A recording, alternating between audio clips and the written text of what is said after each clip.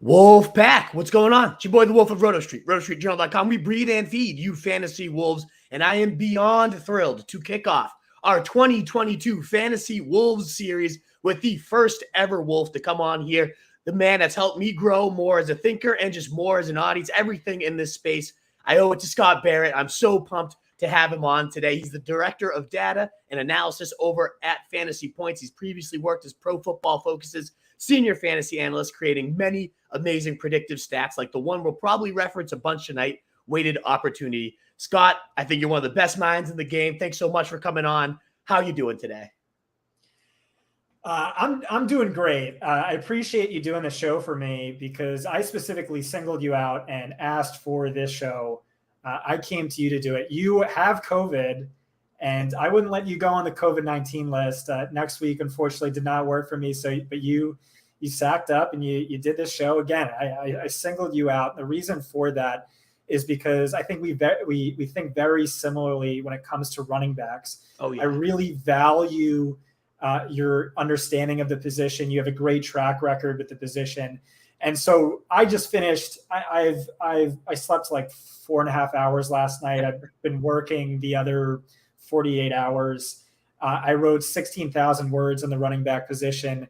And so I worry sometimes I'm a better lawyer than judge. I think my analysis is phenomenal, but when it comes time to finalize my rankings and set ties, there's some things, especially looking at my rankings right now, that just might seem crazy to some people. So again, I really value your opinion, and I hope I can talk all of these running backs out with you, and you can help me really finalize these rankings. Oh, absolutely. It's what I'm here for. I'd love to. And I certainly have some that I don't feel strongly about as all. So maybe we can help each other out. So I'm pumped you're here. It's the most important position, as you've proven many times and time again. So hopefully we can help each other get it as right as possible. So as you know, Wolfpack, as Scott just kind of previewed, we will be talking running backs, my top 20, Scott's top 20, him kind of teeing off on where he sees me right and wrong. If you don't mind giving this a thumbs up, giving it a share wherever you're at, it would greatly be appreciated. And just a heads up, I know a lot of you find us on Twitter. For whatever reason, those comments aren't coming in. So if you do want to get a question or comment in, it has to be over on YouTube or Facebook. We prefer YouTube for sure. So just keep that in mind as well. But thank you again so much for being here. Before we dive into those top 20, Scott, I know you mentioned you wanted to promote something that you guys are brewing up, something real special that I cannot wait to see get launched. Why don't you tell our audience what you guys have cooking over there at Fantasy Points? Yeah. So they, at fantasypoints.com, I'm a part owner. They gave me like a fancier, more official title. It says something like director of data analytics or something. I said, fuck that. I want to be director of dang stats. Put that on the business card. And, that's what I'm known for. I'm known for the deep data analysis dives, the dang stats. And so we're launching a product, Fantasy Points Data, and I really think this has the potential to be the best data product in the space for fantasy users and for like even non-fantasy users. And I know how insane that sounds. I know the competitors, my background with some of these competitors, but I really think year one, just a couple of weeks away, we have the potential to be far and away the best in the space. There's been many meetings. We've hired the best minds, a large team.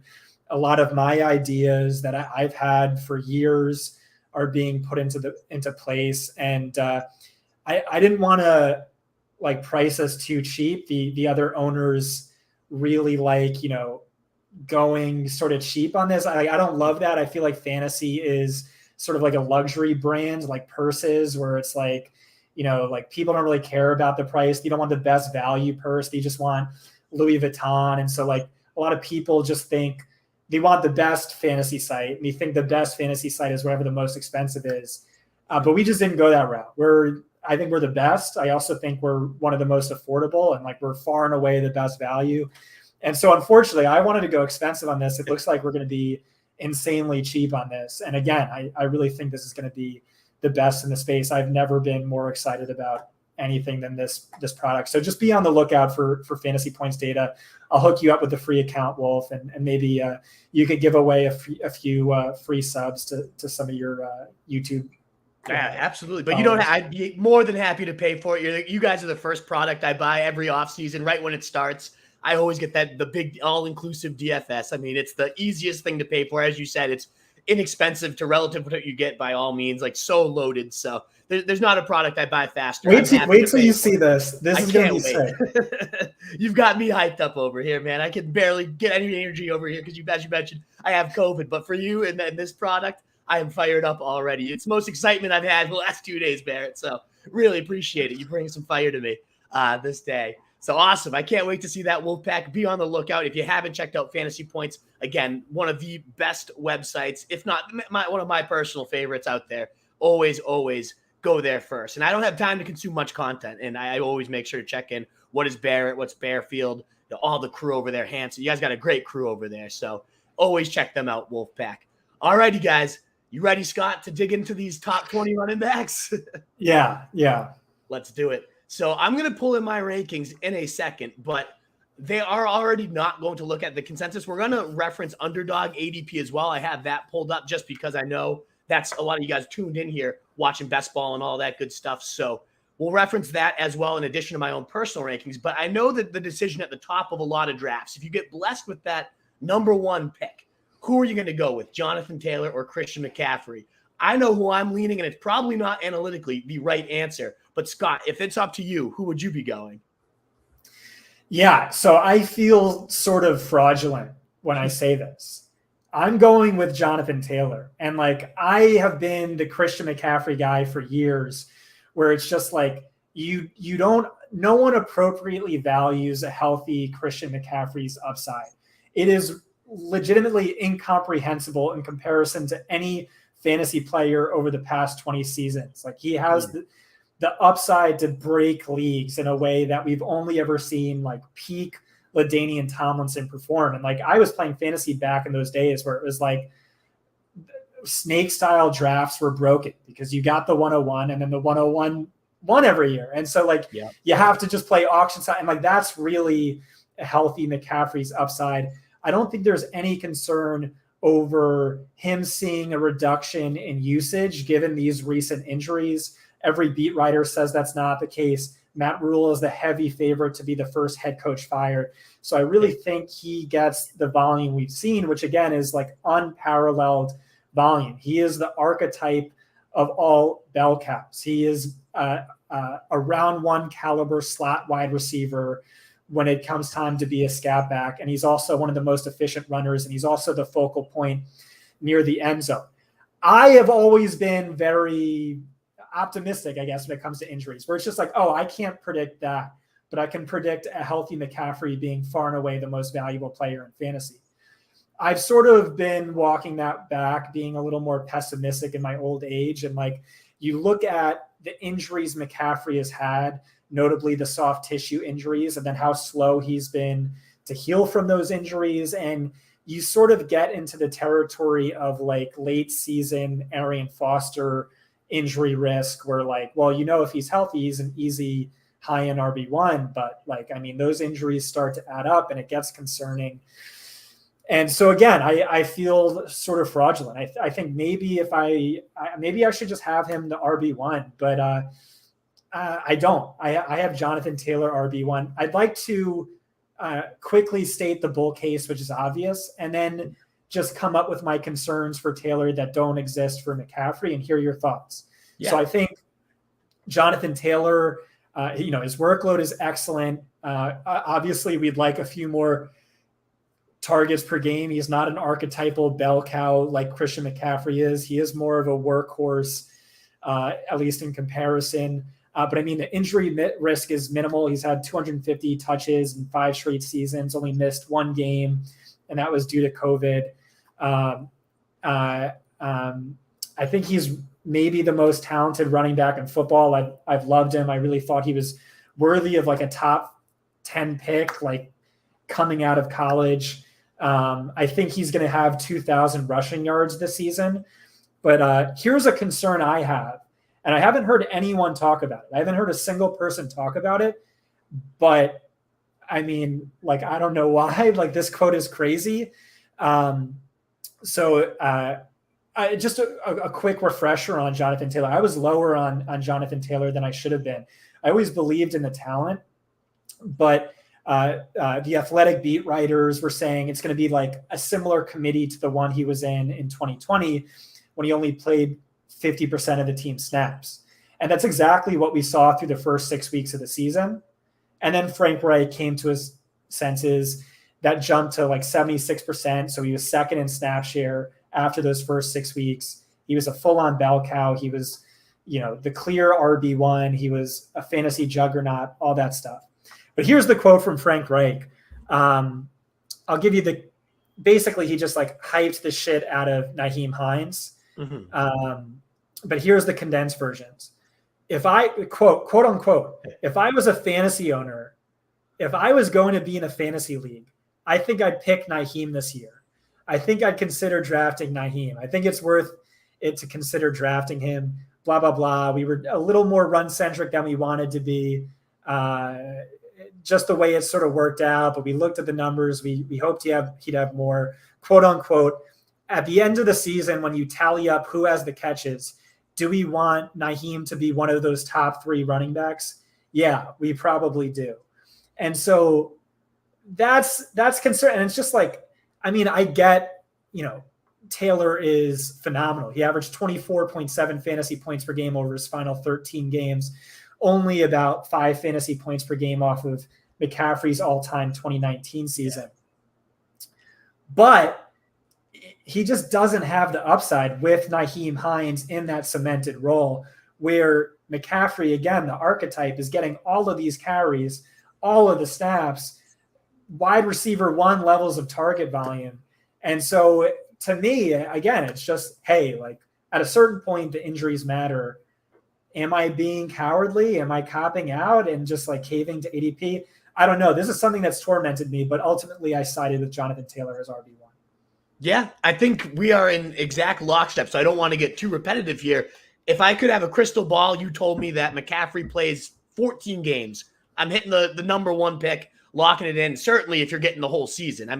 Even in his few games last year when he played 50% of the snaps or more, RB1, RB3, RB4, RB3. The year before he averaged 30.1, which was more than he did the season before. We put up the second most all time. Like if I can, 2019, 5th most fantasy points per game by any player in any season all time. Insane. 2020, 30.1 fantasy points per game, 3rd most by any player in any season all time. Last season, if you just take his 4 healthy games, 22.9 fantasy points per game minus touchdowns.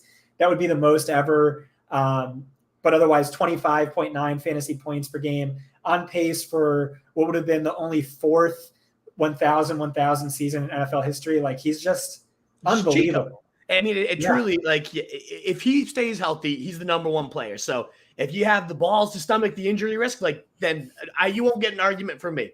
I also have the luxury of getting the first overall pick in back-to-back years. We alternate auction and snakes. So the first year I blew all my budget to get him. Of course, he gets dinged up.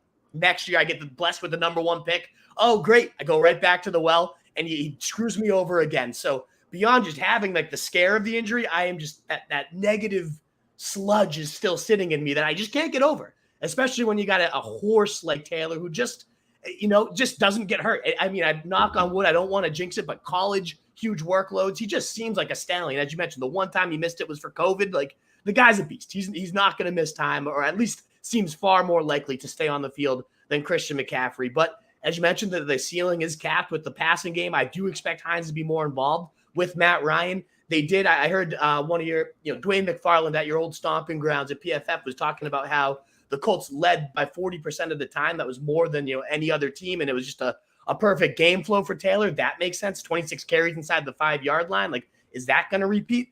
I also do think, though, this offense could just be that much better with Matt Ryan. They're talking about playing up tempo more. So unless they're just like getting Nyheim Hines automatically on the field with Taylor, they're swapping out a bit. I could see Taylor just being on the field for really rapid drives. He's a talented pass catcher in his own right. No McCaffrey, but he can certainly get it done. When he gets into space, it's just a gazelle getting down the field. So I do think there's like even more ceiling. Everyone just talks about how Taylor has downside. I do think there's some ceiling here too, in the fact that this offense could be significantly better with Matt Ryan than it was with Carson Wentz. If all this training camp is is coming to fruition, this hype about the up-tempo, the no-huddle, all that good stuff. As long as that's Taylor in there for it, of course, that means Nyheim Hines is coming in more and Taylor's off, then it won't matter at all. But I do think there's a ceiling that's not really being acknowledged about Taylor either. So I feel comfortable with a safer floor with a ceiling that seems to be kind of ignored as well. That's my opinion, at least. So again, I do think Hines is more heavily involved, but I do think the offense is going to be significantly better. I think I'd put them like 7th in Super Bowl odds. I think they're like 12th right now. I think I'd put them 7th.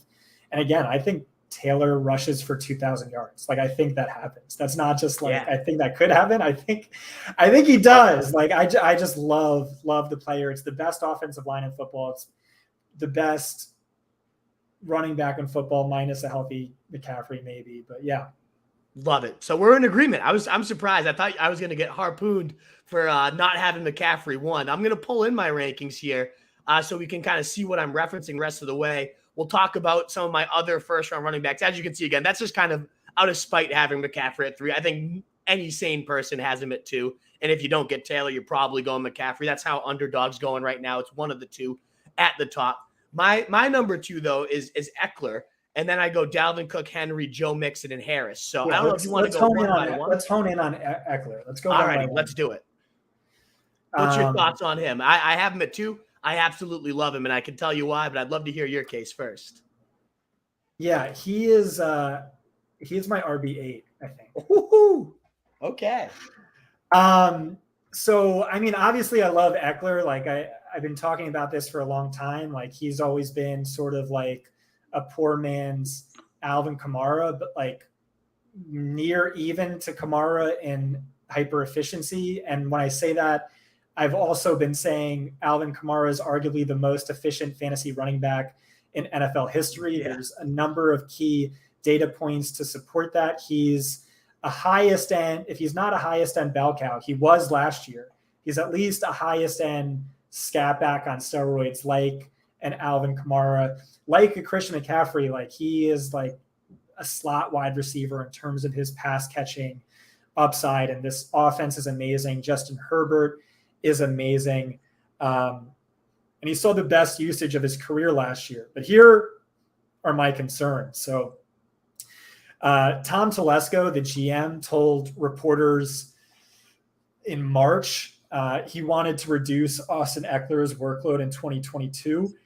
And then the team drafted Isaiah Spiller in round 4, who, by the way, I don't like. I don't think he's very good. But then Austin Ekeler himself came out on a podcast and said he went directly to management and advocated for fewer touches, for them to limit his touches to make sure he can make it through the entire season. Beyond that, Ekeler is far and away the most the most likely player to regress in touchdowns. He outscored his touchdown expectation by 8.4, which is like one of the highest marks I've ever seen. And again, like, he is hyper efficient. He is phenomenal. But like 8.4 touchdowns times 6 divided by 17 games, like, that is not an insignificant differential. And then beyond that, the question is like, okay, what does Isaiah Spiller get? If he gets carries outside of the red zone, it's basically irrelevant.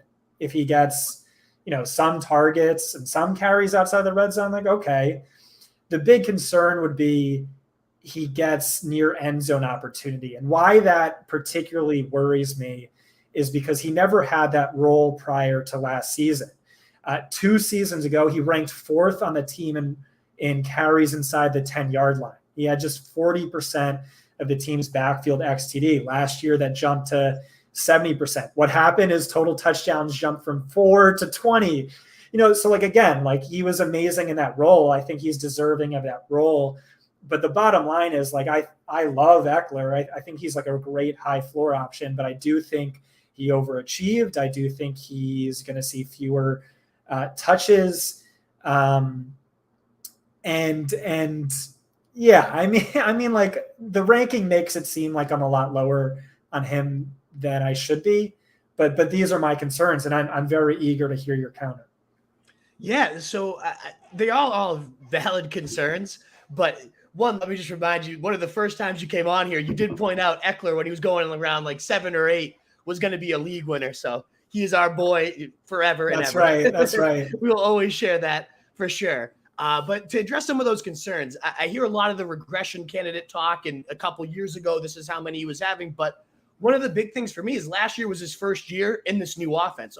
Joe Lombardi coming over from the Saints, as you compared it to Kamara, brings over that Saints-style offense, uses him as an almost souped-up style of Kamara, and all he did was reward him for all the touches. As you said, 20 touchdowns. I mean, Ekeler's just so damn good, so slippery at getting behind his blockers, so just efficient in those red zones and capping off those drives that if it's a close game, and when you think about that division, I think all the games are going to be damn close in that division. Are you really going to take Ekeler, who you know is going to get you that touchdown, off the field for Isaiah Spiller? Spiller might be good. And if they're closing out the clock and bleeding things and they already have a 2-touchdown lead and they're smashing the Texans, yeah, Spiller will probably start to finish off those drives. And I get it. But more often than not in this division, I really think it's going to be coming down to the wire. They're going to need a clutch play, and they're going to need their man Ekeler in there. You think about the snaps and touches last year, he still was only at 67% of the snaps, 67% of the opportunity. Right. But that caps his upside, and I think it's going down. But yeah, it could go down a little bit, but how much is it going to go down, right? 60% at worst, so. Right. I don't like Spiller. Justin Herbert could be MVP this year. Chargers could win the Super Bowl this year. I think the blind spot I have specifically with this piece is I just wrote 16,000 words, and the focus of the article is looking at the value of roles. Yeah. Which can distract me from just the player's talent. And so I can't lose sight of that. And like you said, what have we been saying is we know he's like one of the most efficient running backs in all of football. He's a phenomenal talent. And so I think that role is good under Joe Lombardi. I mean, again, just consider, I know it could be considered an outlier year, but it was also his first year with Joe Lombardi, with Justin Herbert as a full-time starter. I only see the offense getting better. I only think Herbert's going to get better. The line, they added a first-round guard. So, they're already ascending as a line.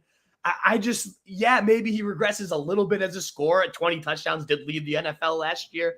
But he's going to be top 3 in running back targets. He has been for 3 straight. That's not going to change. It didn't change in this offense. Won't change this year. Maybe a little bit of touchdown regression. But again, I think it's just going to be such tight games, and they're going to want their man to pound that thing in and cap off the drives when they get in there. So even if it's a little bit less than the 67% of snaps and touches, I don't see it having I still think 15 touchdowns and, right around 1,500, 1,800 yards with 80 receptions to go with it. To me, it's a pretty good floor. Like, he can only regress so much, in my opinion, from the touches and the scores in this offense and with an improved line. I don't know. What do you think? The last thing I'll say, these were great points. The last thing I'll say is with Joe Lombardi specifically is he underutilized Reggie Bush. He kept Darren Sproles in that scat back role. He kept Kamara, didn't see his best usage by snap share, XFP share until last season. And now they're talking about reducing his volume. But we're going to revisit Ekeler when we talk about, I think, your RB13 or something. Okay. So we'll put a pin in this for now. I know who that is, and I have to bump him up. There's no real excuse. I don't know because we'll get to it. We'll get to him for sure. That's Ekeler. Again, I think 8.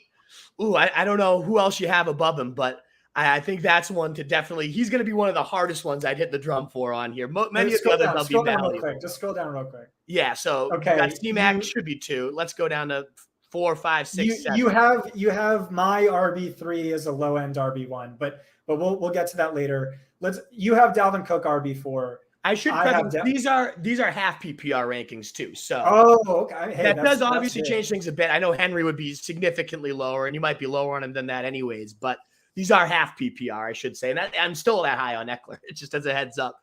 But yeah, so you want to talk about Cook, Henry, Mixon, Najee, all 4? So I want to talk about every running back in the top 20. Dalvin Cook, your RB4 is my RB4. Okay. He's finished 2nd, 3rd, and then last year 11th in fantasy points per game. What went wrong last year? A lot of things. The 2nd toughest schedule of any running back. The 2nd worst touchdown luck of any running back. But he was also not healthy. He missed weeks 3 and 5 with an ankle, week 13 with a shoulder, week 16 due to COVID. And so in 9 to 13 games, he hit a snap share of at least 69% in every single one, average of 77%. He averaged 19.2 fantasy points per game. That's RB4. In his other 4 games, all below a snap share of 55%, whether that was due to injuries, blowouts, or something else, but really underperformed 8.8 fantasy points per game. So to me, it just seems like, hey, if he stays healthy, he'll finish as a top 5 running back again. The concerns here are twofold. One, injury history. He does not have a pretty injury history by any stretch. He misses 5 games per season, at least 2 games in each season. The other concern is regime uncertainty. So the Vikings have a new head coach, a new offensive play caller, a new GM. And so this could be a bad thing. Maybe Kevin O'Connell wants Alexander Madison more heavily involved. He had Gary Kubiak for the 2 of those seasons, an all-time running back whisperer. Maybe the team goes so massively pass heavy, it hurts him in that regard. But it could also be a good thing. By all accounts, O'Connell's going out of his way to pepper him with targets. And I've always thought Cook was extremely underutilized in this regard. As you know, I've seen you, I think, retweet this. He leads all players, tied with Deebo Samuel in yards after the catch per reception since coming into the league. That's not an insignificant stat. That's a very predictive stat. And so I think that could do wonders for him. He was underutilized as a pass catcher last season. And so the regime uncertainty scares me. The injury concerns scare me. But the pedigree of this guy who, when he's healthy, is a highest end bell cow. I feel good. I feel good about him as RB4. I think he's RB5 by ADP. Yeah, I definitely share the injury concerns after he's missed 2 games in every season, but that's really it for me. Yeah, of course, there's uncertainty with the regime change, but as you mentioned, the big point you hinted at the end there was the pass catching increase. And Kevin O'Connell, it's not like he's a lock to be the next Sean McVay, Kyle Shanahan after learning under them. But to me, when you look at when those guys have had a back of elite caliber, and I do think Dalvin Cook is up there. Todd Gurley's the closest comparison that comes to mind. So he didn't have Todd Gurley. He was with Washington when Gurley was with the Rams. Oh, was he? I thought he was the QB coach over there. And I didn't think I'll look it up. I'm not sure. I think he was with Washington. But I mean, he was with Washington 2019, Rams OC 2020, 2021. But here's the thing is that, he's still a McVay understudy. And sure, he had a committee with Washington. He had a committee with the Rams. But did he really? Cam Akers was the bell cow down the stretch into the playoffs at the tail end of the 2020 season. And Henderson was the bell cow until his injury. And I don't think Henderson's very good, but he was putting up low-end RB1 numbers and ranked second in snap share. So, I'm bullish. You just have to mention regime uncertainty, muddling things, impacting the projection. But I'm mostly bullish. Yeah, so that I'm glad you brought that up. I was going to bring this up when we talk Akers at some point in the top 20. John Daigle had a great quote about weekly running back touches in the Rams games when they avoided an in-game injury. Week 1, Henderson 94%. Week 3, Sony 95%. Henderson 83%. Henderson 71. Henderson 90. Henderson 48. That was the one weird one. Henderson 83. Sony 93. Sony 100. Sony 71. Sony 100. Sony 73. So that was pretty good. They had a lead back. They just rode him most of the time. So I'm hoping that's the case. If you got Dalvin Cook, historically, he's kind of been that way. So I'm thinking O'Connell will treat him like a Todd Gurley. Maybe I'm wrong. Maybe they do work in Matheson a little bit. But what would intrigue me by that is that the exact stat you brought up, the yards per reception after the catch that he racks up. Think about all the screens Gurley used to get, moved out to the slot. And they're already saying in camp, that's what's been happening with Dalvin Cook going out there being more creative. So, yeah, maybe the total touches go down a bit. I honestly might not even be the worst thing, but if he gets the 87 to 81 targets that Gurley saw in both those years, right around a 12 to 15% share, I think that's going to unlock 25 to 30 points a game. Just 2 years ago, we were taking Dalvin Cook as the no-brainer behind, Christian McCaffrey. It was 1-2, and then you didn't have to think about it. And now it might be an even better scheme. So I'm all in on him at 4. He actually came out, if you project all my running backs for 16 games, he came out as my number 1 guy. So other than Christian McCaffrey, of course, if he plays all of them. But yeah, I love weighted opportunity. I talk about this all the time, but targets are worth 2.8 times as much as a carry. Outside of the red zone, it's like 3.9. So do not underrate, Kevin O'Connell lining him up as a wide receiver, making him a focal point of the passing attack. I think that's massive. Yeah, and I think he's a really good receiver. Absolutely. And he's still going around 12. Like, ooh. So can you DM me that Daigle tweet, by the way? I'll use that in the article. That's cool. Absolutely. Yeah. I'll make sure to send that to you. I'll write a note to myself right now. All righty. Daigle tweet. So the next one on my list is Derrick Henry. Whereabouts do you have him ranked? Yikes. I have him RB10 in PPR league. And hey, I was too low on him last year. But I get all the arguments. You can even argue he's a bell cow. He ranked 2nd in snaps per game last season. He ranked 3rd in total snaps the year before. But I'm more inclined to believe he's just not seeing enough target volume to be a bell cow. He's never reached even 20 receptions in a single season. He's just like an all-time outlier. And of course, and maybe the best pure runner in football history since Barry Sanders. You have to account for that and his talent. But to me, it really comes down to game script. So this is the single most game script sensitive player in fantasy by a landslide. And Vegas expects Tennessee to decline more than any other team this year. Their win total is going to drop from about 71% to about 53%. Again, he averages 11 more fantasy points per game in wins than losses. 22.8, that's RB1 numbers and wins. 11.8 in losses, that's RB29 numbers. Oof. And so with Tennessee expected to win only 53% of their games, that means based on these win-loss splits, we should expect Henry to average only 17.6 fantasy points per game in PPR. That's RB9 numbers. And so, again, I have him RB10. So that's really just hinging on Vegas being right. But hey, Vegas has been wrong about Tennessee for a number of years now. Beyond that, he has the 2nd worst schedule change. And then more importantly, I think without A.J. Brown, the offense is just going to be significantly worse. It's going to be less efficient. There's going to be fewer sustained drives. There's going to be fewer red zone trips and thus fewer fantasy points to Henry. Beyond that, he's 28, 955 touches over the last 3 seasons. So I do think he carries some injury age risk as well.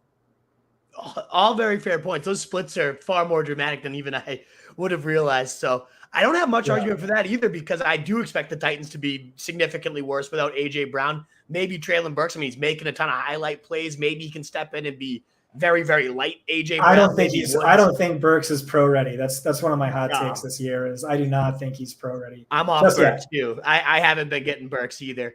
I guess the only call for upside might be before he got hurt, he did have 18 catches. That's not astronomical, but he did only play half the season. That's right. That would have paced him on pace for about 36 catches, which with a guy like Henry just completely changes the ceiling. So maybe with Brown leaving, maybe a little bit of the target share opens up and he does approach that 35, dare I say 40 receptions. It's not like he's bad as a receiver necessarily, at least. Sure, again, compared to some of these other names, he's bad, but he can. There's so many times you see him get a screen and just kind of rip through the entire defense, because when he gets ahead of steam, there's nobody better. You see a guy that finishes 9th in rushing yards, 7th in TDs, playing only half the year. It's just such a generational talent. The leader in fantasy points per game, 2 more than Jonathan Taylor had last year, was probably going to score 400 points. It's just so much upside for me to pass up. I do get the risk of 28. I saw there's a big tweet going around that there hasn't been a running back over 27 in the top 5 for 5 straight years. I also don't think there's been running backs with this type of talent we haven't been really targeting running backs over 27 until this year. So it's going to be really intriguing to see how that all shakes out, if age is going to be that much of a factor, because you got Cook, you got Henry, Kamara, Jones. If none of those guys are in the top 5, I would be stunned. But yeah, it's those splits, and especially with me thinking that Tennessee is going to be worse than they were last year. that does make me a little bit nervous. I'm not going to lie. Yeah. So you made a great point when you brought up his reception pace last season prior to injury. I think that's like a really fair counter. The only reason I didn't bring it up in my article is Paul Kaharski has been hyping Dontrell Hilliard up as the team's third down back. I mean, like, I don't know how much to trust some of these beats, but I just figured that sort of offsets it. So I just like didn't mention either. But yeah, I mean, like, I've quibbled about his lack of targets for years. And like, in spite of that, 26.5 fantasy points per game in his final 4 games of 2018, 19.6 in 2019, 20.8 in 2020, 26.6 prior to injury last year. These are either top 5 numbers in any given season or top 12 numbers all time. So, I mean, he's just an outlier. Yeah, I think again, I could get murdered by some of these. Hey, just bet on talent. But that game script stat really just swayed me.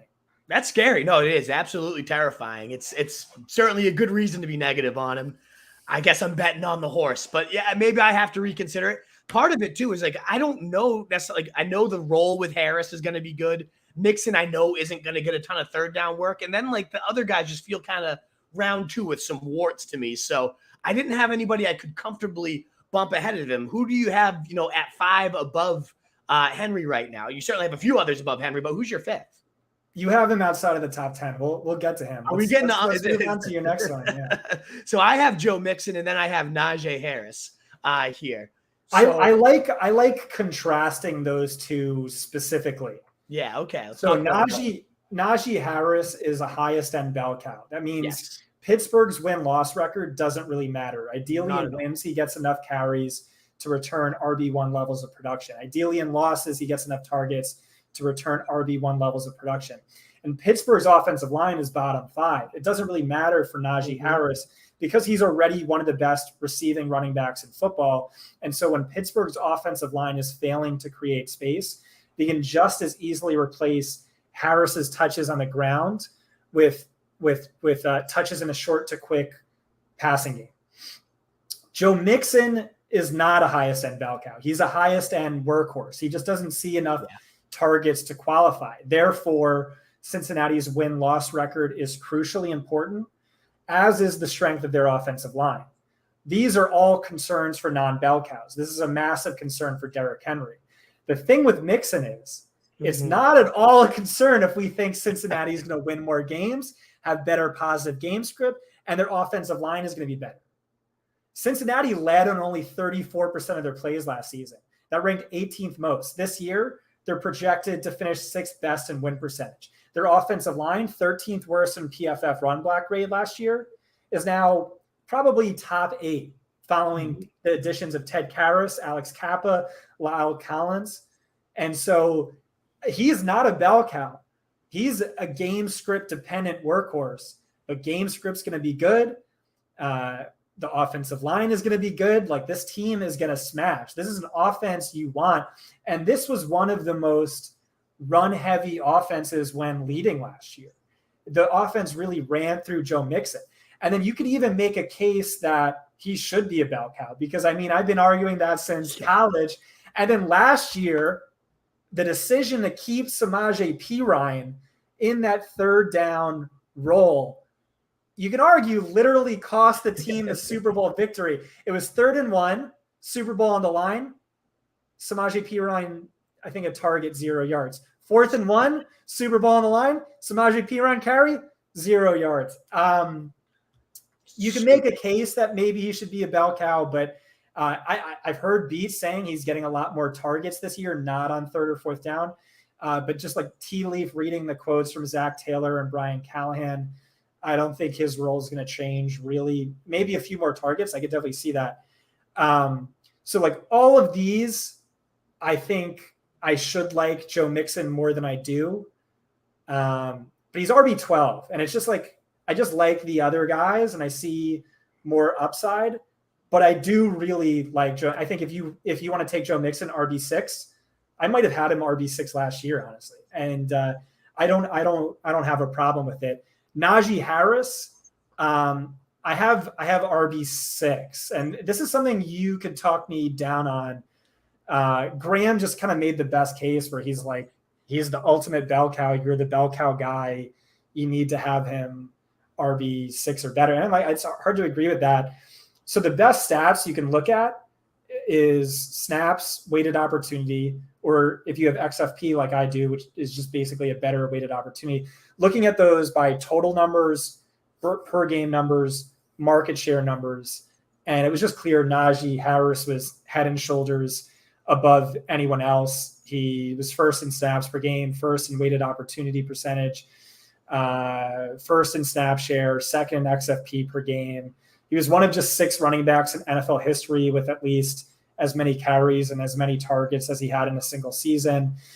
We've talked about this before. Mike Tomlin is just as much of a bell cow proponent as I am, and rivaled by no one. The problems with Harris are that the offensive line is bad. The team is going to be bad. The thing is, I don't see how the offensive line is worse. I don't see how the offense or quarterback play is worse. I just don't think it's going to be significantly better.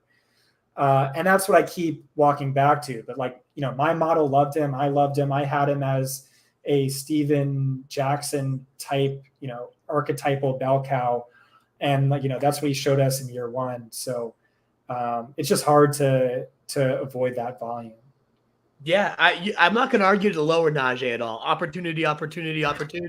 No, nobody's going to see more than him. I mean, he is a lock for that, even if things around him haven't improved much. They did add a couple linemen that it can't get worse than what it is. So, Big Ben was a corpse at that stage. Maybe Pickett or Trubisky or whoever wins that. If Rudolph at this point, who knows? Can't be much worse than what Big Ben was. So I think Najee is what you got last year. Maybe they try to reduce it a little bit, but Tomlin never has. 24.7 opportunities whenever he's had a Bell or a James Conner, or now Najee, his new guy. No argument for me. I can't really argue to lower him. I would say maybe reconsider Mixon a little bit, just for all the reasons you said. There's nothing. He was a game. I know. All those things were true about him. Game script dependent. He only got 17% of the long down and distance work, 42% of the 2-minute. All that was true last year, and he still finished as the RB4. Now he gets a better line, probably better game scripts, because this offense should just take yet another step forward. And I think one thing that nobody's talking about with the Bengals, not enough people are talking about the offensive line. So I'm glad you brought that up. It's going to be literally night and day. The best holes this guy has ever seen in his professional career. He hasn't had a good line yet. So I'm just stoked for that. It's huge. But another thing is when Zach Taylor first got to the Bengals, they were among the fastest paced teams in the NFL. They were first in plays, 8th in situation neutral pace, passed a bunch, which I guess the pass rate might not help Mixon. Although, again, I agree with your case. He should be the third down guy, but they were a pedal to the metal kind of team. Maybe that was by necessity because they just weren't that good. But now they were 24th and 24th in plays, 30th in pace. If they just move that up a little bit because they have a better line, and you've already heard Tyler Boyd reference, we can go no huddle all game with how comfortable we now feel in this offense. If they pick that up a little bit, and that means Mixon's in there, kind of like what I was saying with Jonathan Taylor. To me, Mixon's kind of like a Jonathan Taylor light in a way. Touchdown dependent, game script dependent, but gets it done because those two things are working in his favor. I think this could be even closer. He could close the gap even more between himself and Taylor by getting 20-ish touchdowns within this offense this year. So I think the argument you made for Mixon was perfect. I don't see why he's not a little bit higher for you in that case. I mean, I just agree. Every time I look at the rankings, I say the same thing. I don't know. We'll have to touch back on this. See if we can bump Henry down another spot or something. Maybe that's what it takes. Well, we'll move into – is there any other nuggets you want? I think we've covered those guys very thoroughly. Yeah. We'll move into these kind of – the second rounders is typically where they go. And these aren't very far off from the underdog, where Aaron Jones, Saquon Barkley, Kamara is starting to creep up. I do have him a little bit higher than his underdog ADP. A lot of that is because he was driven down by the suspension. I obviously at 10 am ranking him as if I think he's playing the whole year with the delay in the suspension hearing and all that. Obviously, I would have to reconsider if we get any word here, but I'm going in with him as a top 10. And then Swift also frequently in that early to mid second round kind of range is how you see him going on underdog. It's how I have him ranked too. So we're kind of aligned with underdog ADP. I am at least. What do you think of these guys? Yeah. Who do you have at the top? Let's go in order. I have Aaron Jones at 8. Yeah. So again, I wrote 16,000 words on the top 20 running backs. And every year it seems like I write at least half of the total word count on Aaron Jones because he doesn't fit any archetype. He's not a workhorse. He's not a scat back on steroids. What he is he's basically if a highest end bell cow was forever and inexplicably capped at 60% of the snaps. But crucially, inside the 10 zone, he's a highest end bell cow with like a 75% snap share. And he's also one of the most efficient touchdown scorers in NFL history. Yeah. Okay. Here's where I'm at with him. Probably not a bell cow, but has massive bury you upside. Over the last 3 seasons, he's finished 3rd, 4th, and then last year, 13th in fantasy points per game. What went wrong? Obviously, A.J. Dillon stole some more work, but interestingly, that all coincided with a key injury to Aaron Jones. I think maybe a lot of people are missing. He had a week 10 MCL sprain. And so Aaron Jones' snap share went from 65% to 50%. He went from 16.7 XFP per game to 10.8. That's basically the difference between Joe Mixon's workload and Mark Ingram's workload. So that is not a small difference. Uncoincidentally, A.J. Dillon saw a 90% jump in XFP per game. That's big. The biggest thing to me is touchdown usage. And so again, he's like if you had a highest end bell cow capped at 60% of snaps, but over the last 3 seasons, he's had 74%, 68%, and last year 57% of the team snaps inside the 10 zone. Crucially, prior to his knee injury, he was at 78%. And so all right, here's the stat. Sorry. Over Jones' final 6 games, Dillon earned a 74% share of the backfield XTD. Across their other 18 games they played together, Jones was at 73%. So basically it just completely flipped. And that is so crucially important because the Packers running backs have averaged 19.7 touchdowns per season over the last 3 years. This usage flip is the difference between Aaron Jones scoring 14 touchdowns and 4. So that is like absolutely massive. And so like you look at these splits and the question then is how much of this was due to injury? How much of this was due to the MCL sprain versus is it possible the team just liked Dillon in this increased role? A.J. Dillon ranked 3rd among all running backs in PFF grade. He ranked 3rd in PFF run grade, significantly higher than Aaron Jones, who granted always ranks top 5 because he's awesome. Yeah. And so these are all of the concerns I have. I just don't really feel they're terribly compelling. I think Jones is amazing. I think, again, he's one of the most efficient touchdown scorers of all time. I think he reverts back to that 10 zone bell cow role. And then, of course, there's the stat everyone is talking about on Twitter every time you mention him, which is in the 7 games without Davante Adams, 6.7 targets, 25.9 fantasy points per game. I don't think Jones is immediately now the wide receiver 1 without Davante Adams. I do think he's going to get a few more targets. But more importantly, Davante Adams leads all wide receivers in touchdowns inside the 10 targets last 2 years. I think he's going to get more touchdowns. And he has like massive weekly upside, massive touchdown upside. What do you have? 22 seasons ago, 18 2 seasons ago. Yeah. And so he was someone I really struggled with. Like the analysis on him was trickier than anyone else. The classification for bell cow is trickier than anyone else. Just not a bell cow, doesn't really matter, massive upside. But at the end of the day, we know at an absolute minimum, he's capped at 60% of the snaps because that's what he's always been. Unless, of course, this new play caller wants a bell cow, but I don't see that super likely. So I have him RB9, and he's just a lot of volatility goes into that projection. Yeah, a lot to unpack there, but I love all the stats you cited. I love the term massive bury you upside too, by the way, except to shout that out. That's fantastic. I think what ends up happening after hearing those, it's not necessarily the stat before the injury and after the injury, those expected touchdown rate flipping. I didn't actually realize that. That's incredible in terms of me now ranking Dylan a little bit higher in my head here, because I don't think that necessarily flips backwards, because Dylan kind of proved my guess is what happened is it wasn't necessarily that Aaron Jones was bad at it or the team was like, we like Dylan better. He just proved I can do this really well too. It gives them an opportunity to not have to wear down Aaron Jones in that role, despite him being also great at it. But then I think it can also offset. So Dylan's getting more, Dylan's getting his. And then as you mentioned with the receiving stuff, you remove all those touchdowns for Devontae Adams. Like Dylan can get some, and so can Aaron Jones now bump up his receiving work. That the whole, again, update of 26 fantasy points per game, nearly like, what was it, 2,083 yards from scrimmage, 25 total touchdowns. He won't get that many because, again, Dylan, I do think, gets the bump.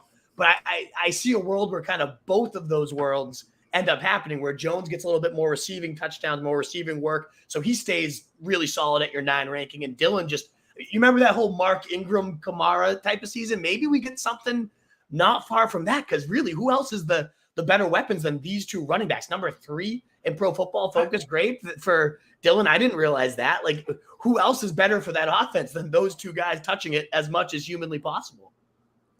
To be fair, that was like a massive outlier season, the Ingram Kamara season. I think like the past 30 years, there's only been like 3 seasons where 2 running backs in the same team finishes RB1s. It was them, Chubb and Hunt, and Jordan Howard and Tariq Cohen, I want to say. So only 3 in like 30 years. So like it just like rarely happens. But like, hey, like if any team has that potential, and Dylan has said like his goal for the season is for both him and Aaron Jones to get 1,000 rushing yards. And, you know, I'm inclined to think A.J. Dillon is just the most expensive workhorse, where he has the best standalone value, but it's still like best case scenario, low end RB2 value, which is like basically worthless outside of, you know, it's not winning you championships. It's going to help for bye week fill-ins, but it's not winning you games.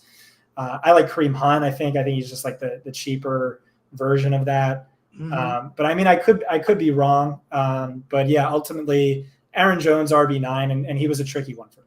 Yeah, definitely a lot to unpack there. We're going to move on to my number 9 running back. Before we do, if you haven't already, please consider hitting that thumbs up button. If you're enjoying the content, it does truly help us continue to grow and get out to more people. Like, shares, retweets, all that good stuff is so greatly appreciated. If you're liking what you hear, it does help us greatly. So thank you so much for considering to do that. All right, I have Saquon Barkley at number 9, your boy from the Giants. If you're still a Giants fan over there, season ticket holder, despite being in Houston, what are your thoughts on Barkley and just your Giants over there? Yeah, so I gave up my Giants season tickets, but how could you do such a thing? I know, still have a lot of love in my heart for the Giants, and like finally optimistic for the first time in maybe 6 seasons. Yeah. But yeah, I mean the bull case argument for Saquon Barkley is very easy. He's the closest thing to Christian McCaffrey when he's healthy. He was not healthy last season. Like I had a phone call with Dr. Chow a number of years ago where it was actually after Dalvin Cook's rookie season, who like, I love Dalvin Cook. And he was like, no, don't draft him this year. Never draft a running back his first year back from an ACL. Draft him the following season. He's going to be fully healthy. But that first year, there's high injury risk in terms of compensatory injuries, which we saw, and a high risk of a decline in efficiency, which we saw. But prior to last season, Barkley averaged 16 carries, 6.5 targets per game throughout his career. That's, 90%, 80% on the Christian McCaffrey scale. More impressively, he played on at least 77% of the snaps in 27 of 31 career games. 77% snaps, like Najee Harris is the only one hitting that mark last year. So the upside, highest end bell cow, Brian Dable is a massive upgrade. He wants to feature Barkley in the passing game. The offensive line has improved. It's just like so easy to make. But ultimately he slides in at RB11. And I think that's just me and my old age finally becoming a little more weary of these injuries that tend to add up and like increase the risk of catastrophic ruin. But I still think he's an amazing, risk reward play at ADP. I think there's a chance, he could finish top 3 if he's healthy. But really a lot comes down to that injury thing for me. Yeah, it'd be 80%, 90% C-Mac is really both the reward and the risk. It's the same exact kind of player. He's arbitrage, yeah, McCaffrey. That's the best way to put it. It's really not much different. I think one podcast I heard that I really like, JJ Zachariason was talking about just positive team regression. And the Giants just, by historical numbers, were due to score 14 or more touchdowns than they were without just considering any other factors. But as you mentioned, Brian Dable, this genius coming in, like they might blow that touchdown regression out of the water. So if that's the case, and especially if Saquon Barkley's healthy for that, he might go nuts. Like it could be 15 touchdown Saquon Barkley in addition to all the volume. We haven't seen something like that yet. Rookie year, he had all the volume, all the yards, and scored 10, 12 touchdowns. But if you had just a few more touchdowns to that, it could be like not even 90% Christian McCaffrey. It could be genuinely the league winner of the year. So the fact that he's already moving up all over the formation, already being involved as receiver, the clips, like he just looks so much better in these clips. I know you never want to overjudge clips on air, but from what he was looking like last year to what you're seeing on the clips this year, it's a different player right now. So I'm enjoying it. I was wary to go back in on him. I guess if it's again, the burning of C-Mac to me, I guess is more personal at this point because I haven't had Barkley in a couple seasons. So maybe that's why I'm more willing to take the injury risk with Barkley and not C-Mac. But yeah, I'm moving on to faster pace too. And like you talk about regression, they were the worst team in the NFL last season by my metric, like the differential between team fantasy points scored and XFP. So yeah, massive regression for Barkley and like everyone on that team. And the line too. We didn't even talk about, they've invested first round talent multiple years, whether it pans out or not. Like it can't be worse than the lines he's dealing with, similar to Mixon in that sense. So a lot of things to like about Barkley for sure. Kamara comes in at my 10. Of course, like I said before we got into this tier, that assumes he's playing the full season. Where do you have Kamara sliding in? You've always been a huge Kamara guy. What are your thoughts on him? So we haven't yet got to my RB3, RB5, and RB7. Wow. Kamara's my RB3. Guys. Do we just jump to those guys instead? We're getting to them next. So they're three of your next four. Kamara's my RB3. Okay. And so I outline in the article, like every single guy, I talk about obviously the concerns, and then I talk about how compelling I find those concerns. And with Kamara, he could be facing a suspension of at least 6 games. All right, well, let's talk about it. The final 6 games of the season matter exponentially more than the first 6 games of the season. His most likely handcuff, Mark Ingram, can be drafted in round 16.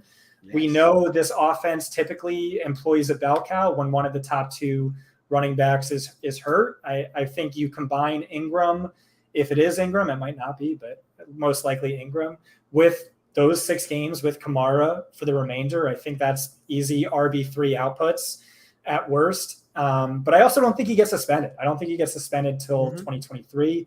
There's a nightmare scenario where the Saints are out of the playoff hunt. And he settles or something and they suspend. I just don't find that compelling, but you could hand him a 6-game suspension tomorrow and I'm still like him at RB3. Keep in mind, he's RB15 by ADP. The second concern is he arguably last year was his worst year. He lost Drew Brees. Drew Brees always targeted running backs at the single highest rate in all of fantasy football, in all of football. Okay, well, with Jameis Winston over the past 2 seasons on all of his dropbacks, Winston targeted Kamara on a team high 22% of his throws. That's more than Kamara's average over the last 4 seasons. That was identical to Drew Brees in his last full season. The third point is, okay, Sean Payton's gone, and Sean Payton is an unrivaled RB whisperer. His team ranks basically first in team running back PPR points every single year. Okay, is that a concern? And I don't think so. The OC is Pete Carmichael, who called plays for the team in 2012 when Sean Payton was suspended. And not only did the Saints lead the league in running back receptions, receiving yards, touchdowns, but they were all near franchise highs, which is incredible given that history. So walking through every single one of these, I just don't find it terribly compelling. And then when you move beyond that, look at what he's done throughout his career. He's finished 4th, 8th, 1st, and 6th in fantasy points per game. When he finished 8th, he was seriously hurt. When he finished 6th last year, he was seriously hurt. And the team had Trevor Siemian, a crippled Taysom Hill, Ian Book combining for over 2/3 of the team's dropbacks. It was far and away their worst season ever by, a 30%, 35% drop in points per game. But crucially, Kamara saw the best usage of his career. Career high, 76% snap share. That was up from a prior career high of 69%. He led all players at all positions in team XFP percentage. He did see a decline in targets, but a lot more carries. And this is the most fantasy efficient running back of all time. He is 3 of the top 15 seasons all time by fantasy points per touch. There's not more than, 2 duplicate names in the top, 30. And he did it 3 times. Like, he's just an absolute monster. And he was hurt, where he had an 80% snap share prior to week 9. And then that dropped to 71% following the injury. Just, he's RB3, and it's really rare you get values like this, especially in today's day and age.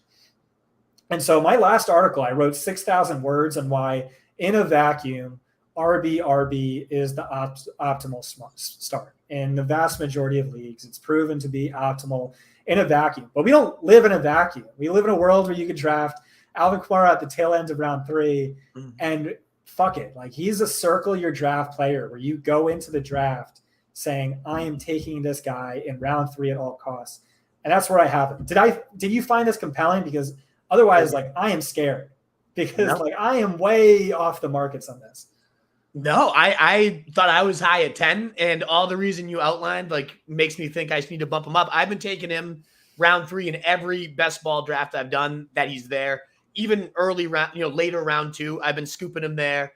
RB is often how I'll start my drafts, and I love that to get Kamara in third because, as you mentioned, even if there's a suspension, I've already gotten 2, hopefully, bell cows ahead of him, and that Mark Ingram insurance policy is around 16 price, maybe even cheaper. He's going around 18 sometimes, I see here. The only thing I can add to it, I have nothing to detract from it. I have no argument against it other than maybe the line's a little bit worse, but that's never mattered for Kamara, so I'm not overly worried there. The only thing I can benefit, you talked about a crippled Siemian and Taysom Hill and all that awful quarterback situation. When he did have Jameis Winston, he averaged 19.9 fantasy points per game. That would have been the RB4 last year, and that was with their number 1 threat being Marquez Callaway on the outside. So no wonder his efficiency dropped a little bit last year. You give now Olave, Jarvis Landry, Michael Thomas is looking healthy again. Sure, that eats into the workload a little bit as a receiver, but as an offense, that offense should be astronomically better with Jameis Winston healthy, with those weapons around him.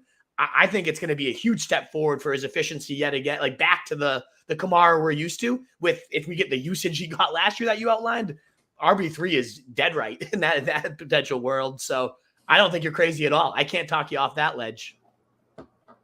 It's just such a if that's right, and I think it's right, that's just such a massive edge for drafters until that ADP changes. If it does, hopefully it doesn't. I hope not either, because I have been hammering it. So I'm glad you're on the same page with me as Kamara. I was worried that was going to be one where you're you're crazy. He's my running back 15. So you're even higher than me, and I love it. So maybe I need to bump him up. I was nervous to put him too much higher than 10, but I like him. Honestly, the way you talked about him, I like him more than Jones, Barkley.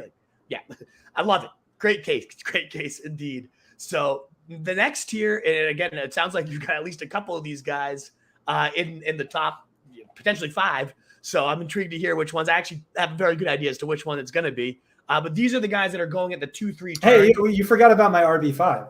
Oh, yes. DeAndre Swift. Sorry, I didn't mean to skip over. Number 11 for me. So I'm certainly lower than you are on him, but you have him at RB5, and I'd love to hear why. Yeah, so again, I make in the article the bull case argument, the bear case argument. I'll make the bull case argument here. You can give me your bear case, which I didn't find terribly compelling. But the argument in favor of him is extremely easy. He suffered a shoulder injury in week 12 that caused him to miss the next 4 games. Prior to that injury, he averaged 14.1 carries, 7.1 targets, 18.6 to 18.9 XFP and fantasy points per game. So first in targets, fourth in XFP, fourth in fantasy points per game. If you want to compare this to McCaffrey's 2019 season, he was only 3.8 carries and 0.2 targets per game behind. And then I think there's room for that role to grow, as shocking as that sounds. For one thing, Swift spent 7 of those 10 games on the injury report with a separate injury, a groin injury. And then for another, Jamal Williams was still getting 33% of the team's backfield XFP, which means like he didn't actually have a massive share of the backfield pie, at least not in comparison to Najee Harris's near 90%. But the pie itself was very large. And I mean, Jamal Williams has never been anything better than extremely mediocre. And Swift, I mean, was only getting better. His snap share jumped from 63% to 76% over his final 7 games prior to injury. He hit career highs of 130 plus rushing yards in each of his final 2 games. And then if you just read reports out of camp, time and time again, it's Swift looks like the best player on the team. He's a focal point near the end zone. He's one of the best pass catchers on the team, et cetera, et cetera, et cetera. And so that's the easy bull case argument. What's your counter? Because they're there. I don't have much against him. More so, I like the players going ahead of him a bit more. The bull case is very strong. I guess the biggest concerns are, one, again, injury. I guess the old, as you said, the old man concern. He's missed 3+ games in both seasons, and I know he's looking huge right now. He's ripped as hell, and I love to see it. But one of my big concerns, actually, I think it was you. Yep, I'm looking at it right now. I have an article prepared with the DeAndre Swift argument, and I have a tweet from you. Is once Dan Campbell took over as offensive coordinator, Anthony Lynn was fired midseason, and he has been, whether it was, Austin Ekeler, LaShawn McCoy, there's been a pretty rich history of Anthony Lynn really using his running backs to perfection. When Dan Campbell took over, we saw 5, 0, 9, 7, and 16 receiving yards for DeAndre Swift, whereas we saw Amon-Ra St. Brown light it up, start getting backfield snaps, start kind of going crazy. So I'm using your exact tweet against you here. So 5.9, 51.9 receiving yards per game under Lynn, 3 receptions, 7.4, and kind of more of an ill-fitting grinder role, it seemed to be under Campbell. We also had, PFF grades weren't all that kind to Swift. You're not going to base all your rankings on PFF grades, but the fact that he was below average as a runner, and he wasn't even like insanely high as a receiver. I think he was right around average as a receiver. That my eyeballs tell me differently. I know as a receiver, this guy is damn special, so I'm not going to try to use PFF to tell me otherwise. But just all those kind of concerns adding up, not a great rusher. Dan Campbell's already kind of talked about how do we manage his workload and keep him healthy. Jamal Williams did see in close contests where they were only trailing by 3 or, God forbid, leading at some point last year, that Jamal Williams played 41% of the snaps compared to 55% for Swift as well. So the gap was a little bit closer. To me, of like all these top 12, he's the one I have the biggest concerns about having, 20 plus touches a game. If he does, all the different efficiency metrics we've seen, like he does have the case to be in that top 3, maybe even RB1 conversation. But compared to the other guys ahead of him, he's the one that I find the easiest to bump down, I guess. Yeah, so I work really hard to try and poke holes in all of my arguments. And those were the 2 main points I came up with. Then I see if I can try and poke holes in those arguments. Mm-hmm. And I think I did. I mean, like basically what happened was he morphed from a scat back on steroids, my classification, in 2020 into a bell cow in 2021 under Lynn. And then he was randomly a workhorse under Dan Campbell / Ben Johnson. And that was just like super weird. Right. Still, like, it's a very small sample. Injuries impacted at least those final 3 games. Definitely. And then beyond that, I mean, he ranks 12th all time in receptions through his first career 26 games. He ranks just ahead of LaDainian Tomlinson and Matt Forte. He just like does ridiculous things as a running back, like oftentimes lined up even as a wide receiver. Like maybe he'll get some of that Amon-Ra work. Like I could really see that being the case. So like ultimately I brought it up. I think it's worth talking about. I don't know it's a major concern.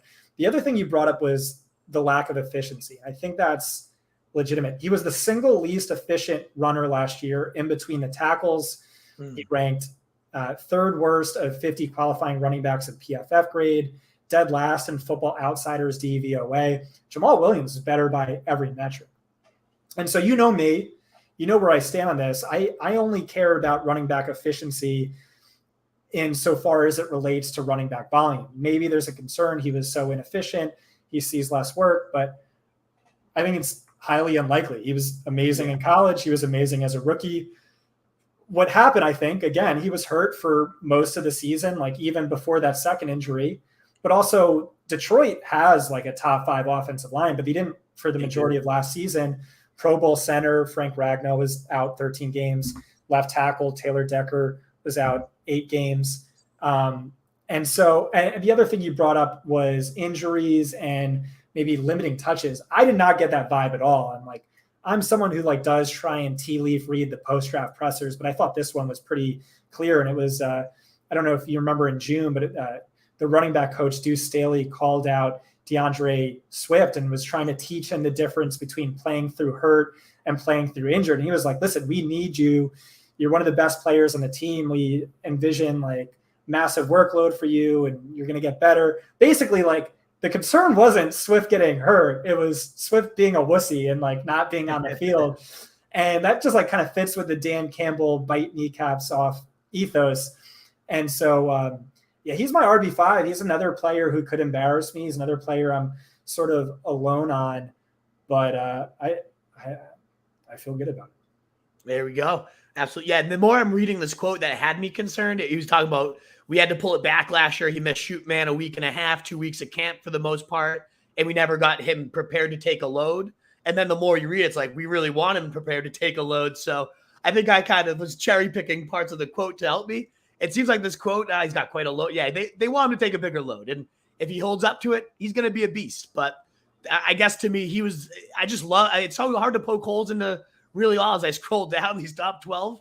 To me, he's the one that just, I guess, comes out of the gut in a way. Like, I am worried that it just kind of, he doesn't hold up to the workload and whatnot. But if he does, he's going to make me look like a complete idiot. So we will see. I have that weird gut feeling on Travis Etienne where like I feel like I should like him so much more than I do. Yeah, but I mean to me he seems like he's Austin Ekeler in a worst case scenario, Christian McCaffrey 90% in a best case scenario. So really like him. But yeah, let's get to your RB12, my RB17. Again, this is half point PPR rankings. Also, I should say this article is very start-sit based in best ball. It doesn't really matter as much. Like you can go super cheap on running backs, like scat backs are more valuable and all that stuff. My stuff is very start-sit based. I will say before we get into Nick Chubb, Ekeler over Swift. I feel like Ekeler's 20 times all that would be Swift's best case in my opinion. If he gets used like that, it has that type of scenario happen. So that's the one out of all the rankings, the only one I'm like, Eckler's at 8 and Swift's at 5. All the others, I love it all, but that's the only one I would urge you to maybe reconsider is Eckler's ranking as compared to Swift. Yeah, I get it. But yeah, let's move on to number 12. And my 12 is Nick Chubb. He's your 17. I will admit I bumped him up to 12 thinking Deshaun Watson was going to be playing 10-ish games this year. It's now looking like that's getting appealed. And that part of the stat I loved was that Nick Chubb, and this was from your either weighted opportunity or anatomy. I read them all, so they all blend together. I'm not sure which one it was. They're all great. That he averages over 3 points more per game in wins. And I was just thinking Nick Chubb, more wins, Deshaun Watson going to probably produce more wins. And then they had the easiest schedule leading up to Deshaun Watson's suspension as well, ending. So ultimately, I just saw a great schedule and then Deshaun Watson coming in, and that just meaning win. Nick Chubb 3-3-3. And again, is Deshaun Watson going to win every game? I don't know, but he's certainly going to open up running lanes, create more touchdown opportunities. That might now be out the window, though. So I might have to. I had Chubb down at like 16 before coming on. And then with Deshaun Watson, I've been bumping him up. So I don't know if that's going to change anything for your opinion or argument, but 12 is very dependent on Deshaun Watson playing, I should say. All right. I got 2 stats for you. Okay. And I feel like you're going to move him down 2 spots after I read off each stat. And these are just like wild stats. Like I first came across them 4 months ago, and it like shook me to my core. I forgot about it. I came across it again a month ago. Shook me to my core. All right. So Nick Chubb missed weeks 6 and 7 due to injury last year. Kareem Hunt got hurt in week 6 and then was never again fully healthy. He only had 12 touches the remainder of the season. Prior to those injuries, so weeks 1 through 5, Kareem Hunt was fantasy football's RB4, averaging 18.7 fantasy points per game. Nick Chubb was fantasy's RB9. Now, keep in mind, Hunt is being drafted 5 to 6 rounds behind Chubb. Yeah. Even though he outproduced him and was a high-end RB1 prior to injury. All right. Down 2 spots. Next stat. In 2019, Kareem Hunt outscored Chubb in 6 of the 8 games the two played together. Over the next 2 seasons, so over the last 2 seasons, Chubb and Hunt were healthy and fully healthy and active in only 16 full games. In those, like, that they played together. In those 16 games, Chubb out-carried Hunt 274 to 177. Hunt out-targeted Chubb 60 to 24. In other words, the value of their respective roles was nearly identical by weighted opportunity points per game, 12.9 to Hunt's 12.8. Even by fantasy points per game, Chubb was not that much better. He averaged 17.9 fantasy points per game to Hunt's 14.9. So only a 3-point difference. That's RB8 versus RB17. Chubb is being drafted as the RB13. Hunt is being drafted as the RB31. In games, here's another good stat. In games Hunt has played, Chubb only gets 61% of the backfield XTD. So it's also a very heavy committee near the end zone, which is crucially important. So you said a lot hinges on Deshaun Watson, and that's exactly right. That's exactly right. Deshaun Watson's one of my highest owned players. I think now, I was very bullish. I was expecting, honestly, like 6 to 8 games. But I think based on the news today, a full season suspension is the most likely outcome. Yeah. The NFLPA just has no recourse. And that was really what everything was riding on. I thought Nick Chubb would outscore Derrick Henry in games Deshaun Watson starts. You just can't underestimate the impact. Like, that's now a top 7 offense with top 5 game script. And Chubb is an all-time freak outlier, one of the best pure runners in the history of football. He's a freak of nature. But now we're looking at a full season of Jacoby Brissett. We're looking at, a bottom 4 offense, a bottom 6 team. And you brought it up. Chubb is far more productive in wins than losses. Hunt is more productive in losses than wins. Hunt is just like the arbitrage play of the decade. So I'm not drafting Chubb. I'm drafting Hunt all day. I think I don't have it on me either, but I think Brissett has a pretty good rate of targeting the running backs. I'd have to look it up. Interesting. Somebody tweeted it out the other day in favor of Hunt as well. I got to find that one, but send that to me, please. Yeah. If I find it, I will be sure to send that your way. I will tell you this. When I was assuming there was a point of the offseason, I thought Watson was going to be done for the year. And I had Chubb, I think, at RB21, like below David Montgomery. So everything you just said only makes me feel stronger about just sending him plummeting down the board, even though I think in terms of player to watch and runner and just ability, one of the best, great locker room presence for your fantasy locker room. I mean, the dude's a man. He is an absolute beast. He leads by example, but in this case, if it's a Jacoby Brissett offense and this team is going to be in those type of just disgusting slugfests, no thank you. You won't get much argument from me. Just this news today about Watson potentially being out for the year. This was assuming we had 10-plus games of him. So Chubb will be very easy to downgrade. Very easy to, but again, a true outlier, rare talent. Again, very easy to down. I'm low on him. But at the same time, like the Browns haven't been good in most of their seasons in recent memory, but he's averaged at least 5 yards per carry in each of his 4 career seasons, which is like, you just give it to him twice and it's a first down. What the fuck are you doing? Like, he's just such a freak. But yeah. It's just going to be so great because I don't love Baker, but at least Baker, like Brissett offenses are just the worst. Like I don't want any piece of that offense. Maybe Hunt, based on some of these stats you're saying. Oh man, it's too bad too because I do love Chubb. I love Chubb as a player, so that's too bad. This is the guy I expect to be probably inside your top 10, and it's getting harder and harder for me to keep him outside of mine because I really don't have a good argument. My number 13, Leonard Fournette. Other than I really liked Rachaad White. A lot of the reasons I like Rachaad White are things that you've talked about. You know, one of the best pass catching backs we've seen come out in years. But Brady also, the counter that is always Brady has the guys he trusts, and that's who he wants on the field.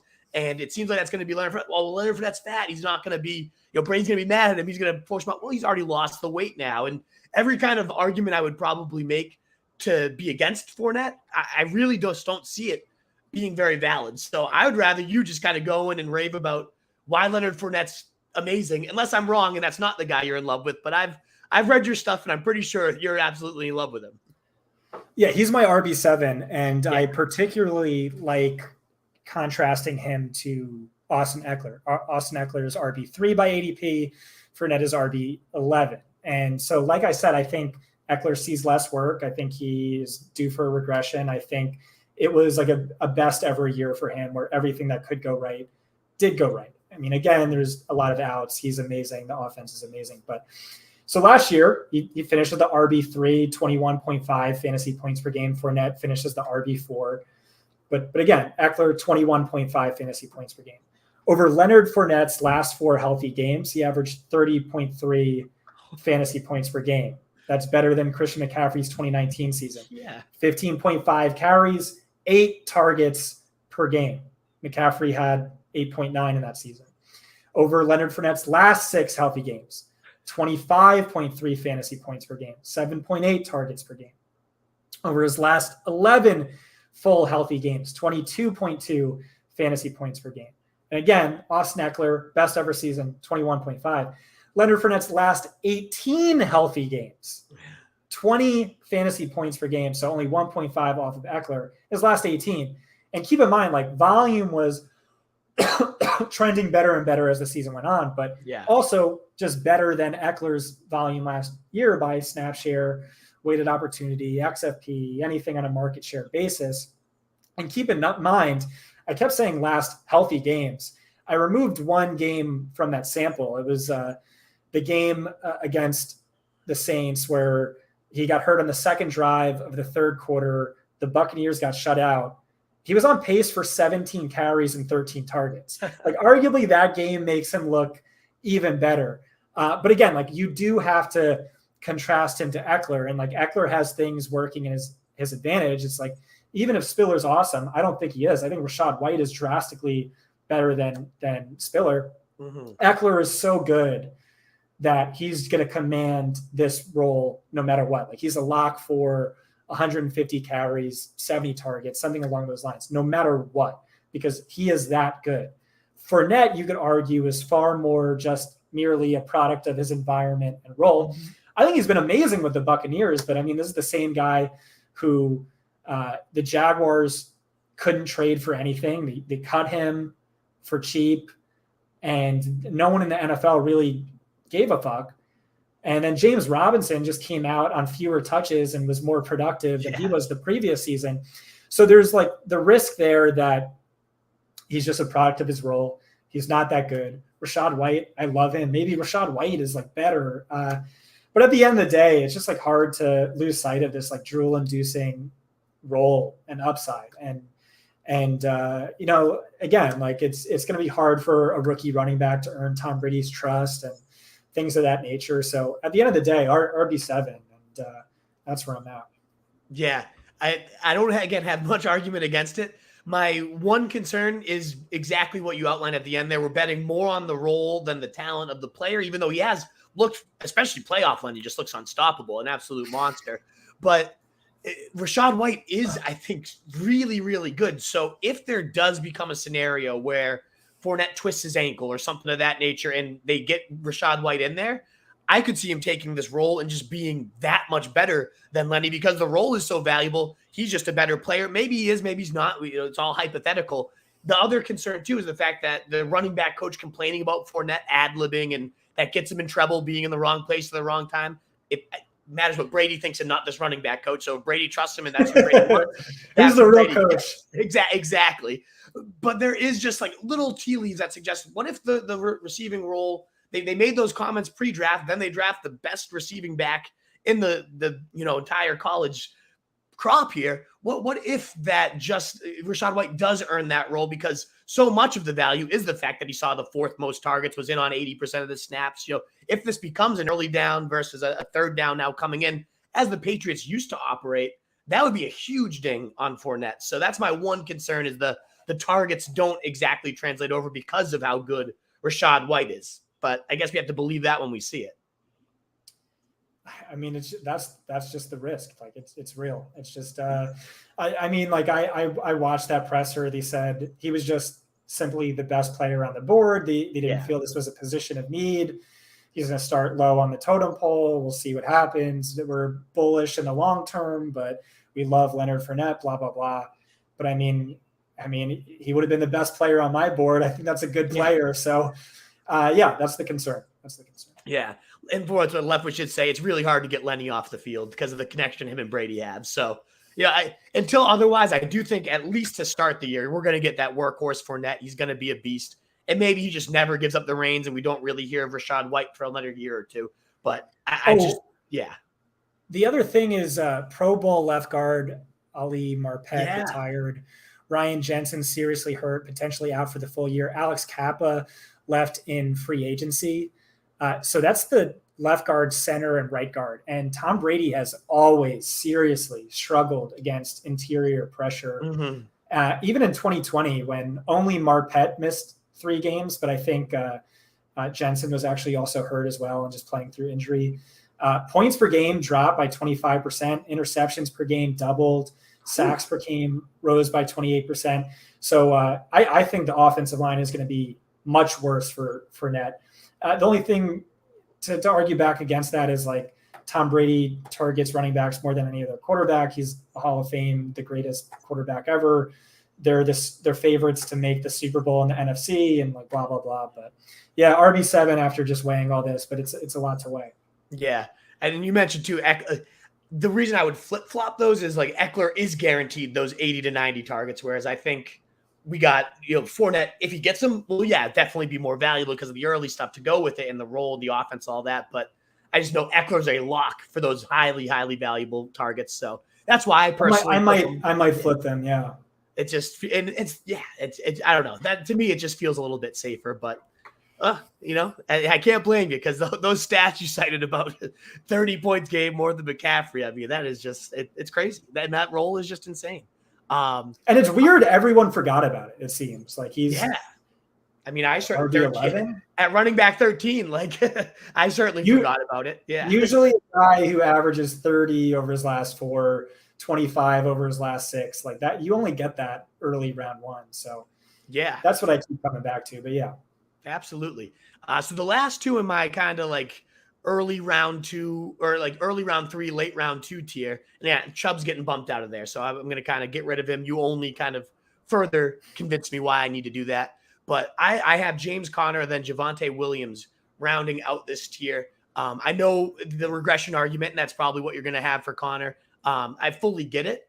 But then I also love the fact that it just the Cardinals under Cliff Kingsbury have always been a big running in the red zone team. 7th, 4th, and 3rd in rushing touchdowns, top 5 and inside the 10 carries all 3 of those years, whether it was Kenyon Drake, whether it was James Conner, whether it was David Johnson while he was healthy. They've always just hammered running back carries. And I think Connor's just that much more efficient at capping these drives off than Kenyon Drake was. So no, is he going to get 18 touchdowns again? Probably not.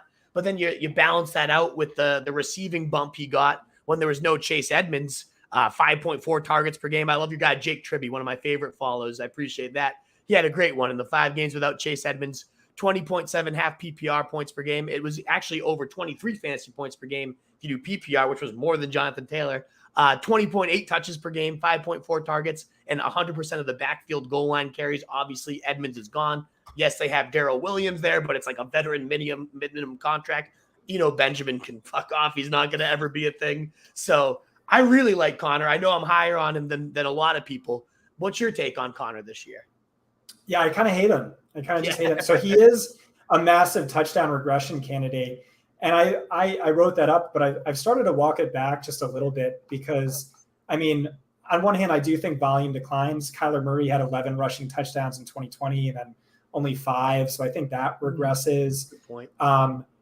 But yeah, like you look at his XTD and it's like, okay, he should have averaged like 4 fewer fantasy points per game. Like his numbers were absurd. But he's also been the most efficient goal line back over the last 3 seasons. And that's not nothing. So I have walked that back. What it comes down to me is I think the threat of a committee is far more likely than at least ADP implies. And it's just, what has Cliff Kingsbury done? All he's ever done is maintain a heavy committee backfield with one workhorse, one scat back. And that's all he's ever done, except exclusively when one of those 2 running backs has suffered an injury, he's let them be a bell cow. And we've seen this over many seasons. So last year in games Edmonds played, James Conner saw less work, less snaps, less XFP than Chase Edmonds. He averaged 11.2 fantasy points per game. Edmonds averaged more.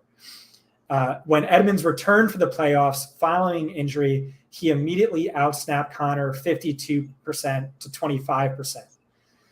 And when Connor missed time, Edmonds got the role that Connor had, that bell cow role, 17 carries, 7 targets per game. What happened in 2020? Kenyon Drake missed a game.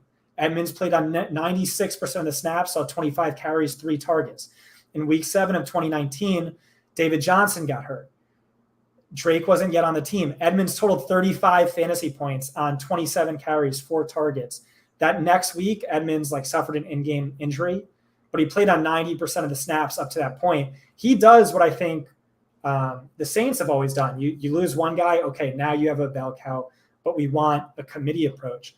And then you look at what's going on in the periphery, and it's all alarming to me.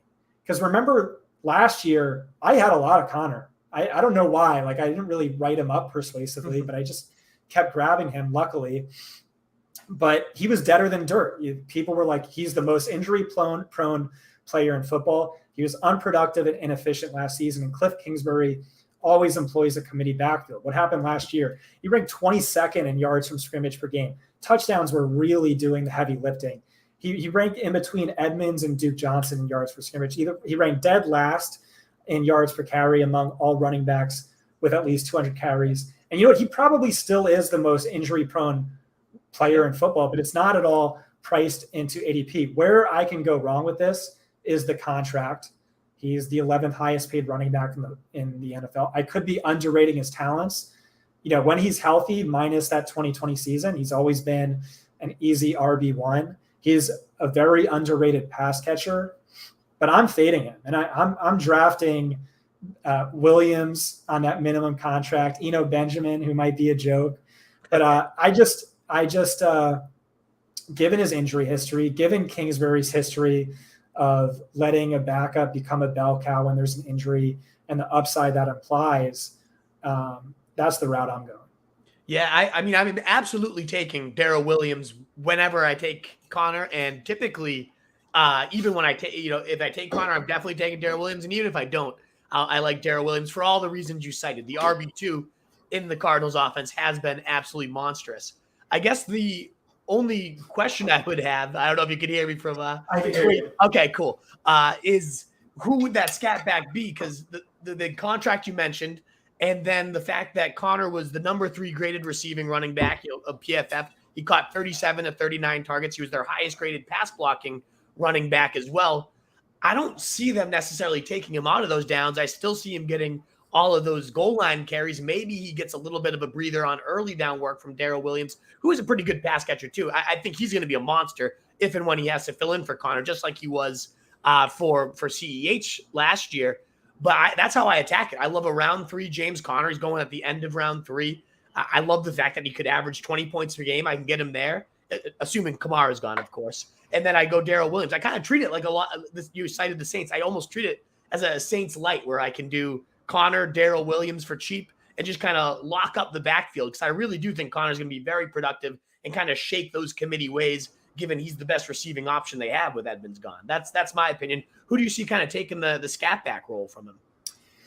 Yeah. So again, like I think that's the out, is like I'm just underrating his talents, and like all that makes sense. But I try not to underrate coaching stubbornness. Yeah. And to me, it just seems like maybe it's both the running backs combining for this role, or it's an open competition at this point. I think both running backs have like underrated standalone value. I think, Edmonds was definitely better than both. I think Connor probably should be the bell cow. But not for nothing. I mean, like, I get it. Like, Benjamin's a joke, but they've been raving about him nonstop since January. I know. December. That would sicken me if he had that hype and stuff coming. I know. Oh, God, that'd be brutal. We got to move on. I can't talk about Benjamin. I'm sorry, but we will move on to Javonte Williams. Certainly somebody much more attractive to talk about. My running back 15, and it pains me to have him down at running back 15. I absolutely love the player. I had him last year in that one start, 28.1 PPR points. He led all running backs that one time he was used as the bell cow he should be. But Melvin Gordon's back, so I have to account for that.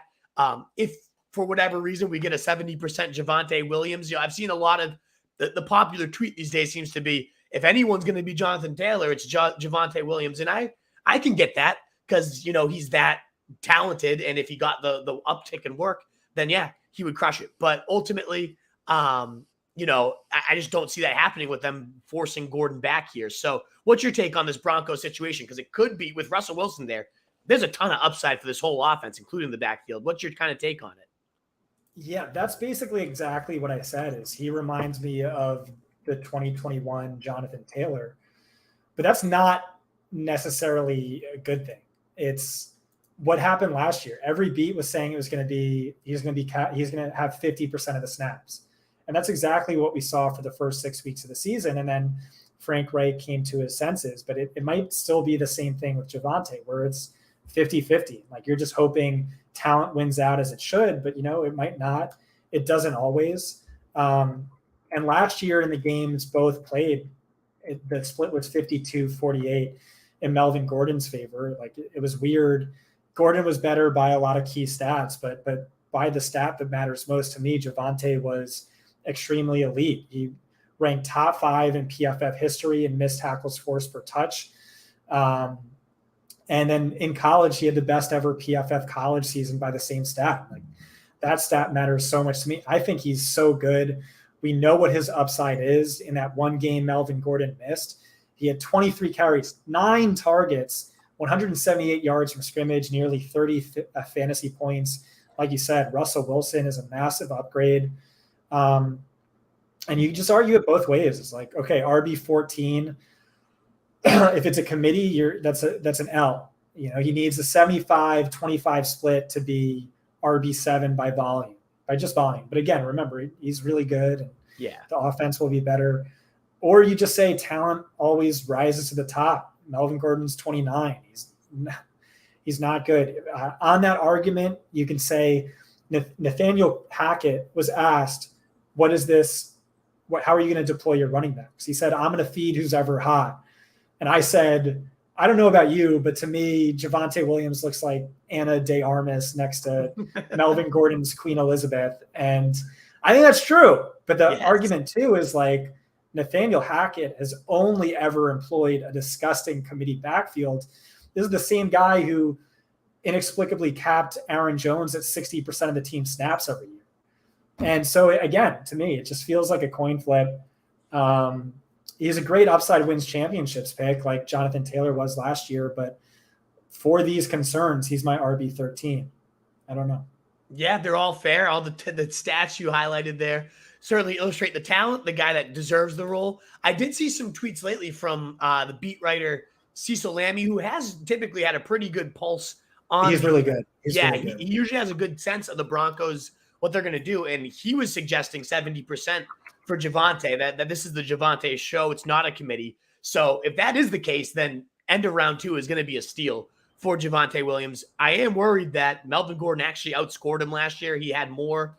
He outscored him in 10 of their 16 games together. He was the higher scoring guy. And Melvin Gordon's just good. I know he's old. He's 29, but he is a good player. I don't want to act like this is just a random guy coming in and doesn't really deserve the work. Gordon's good, and they really wanted him back.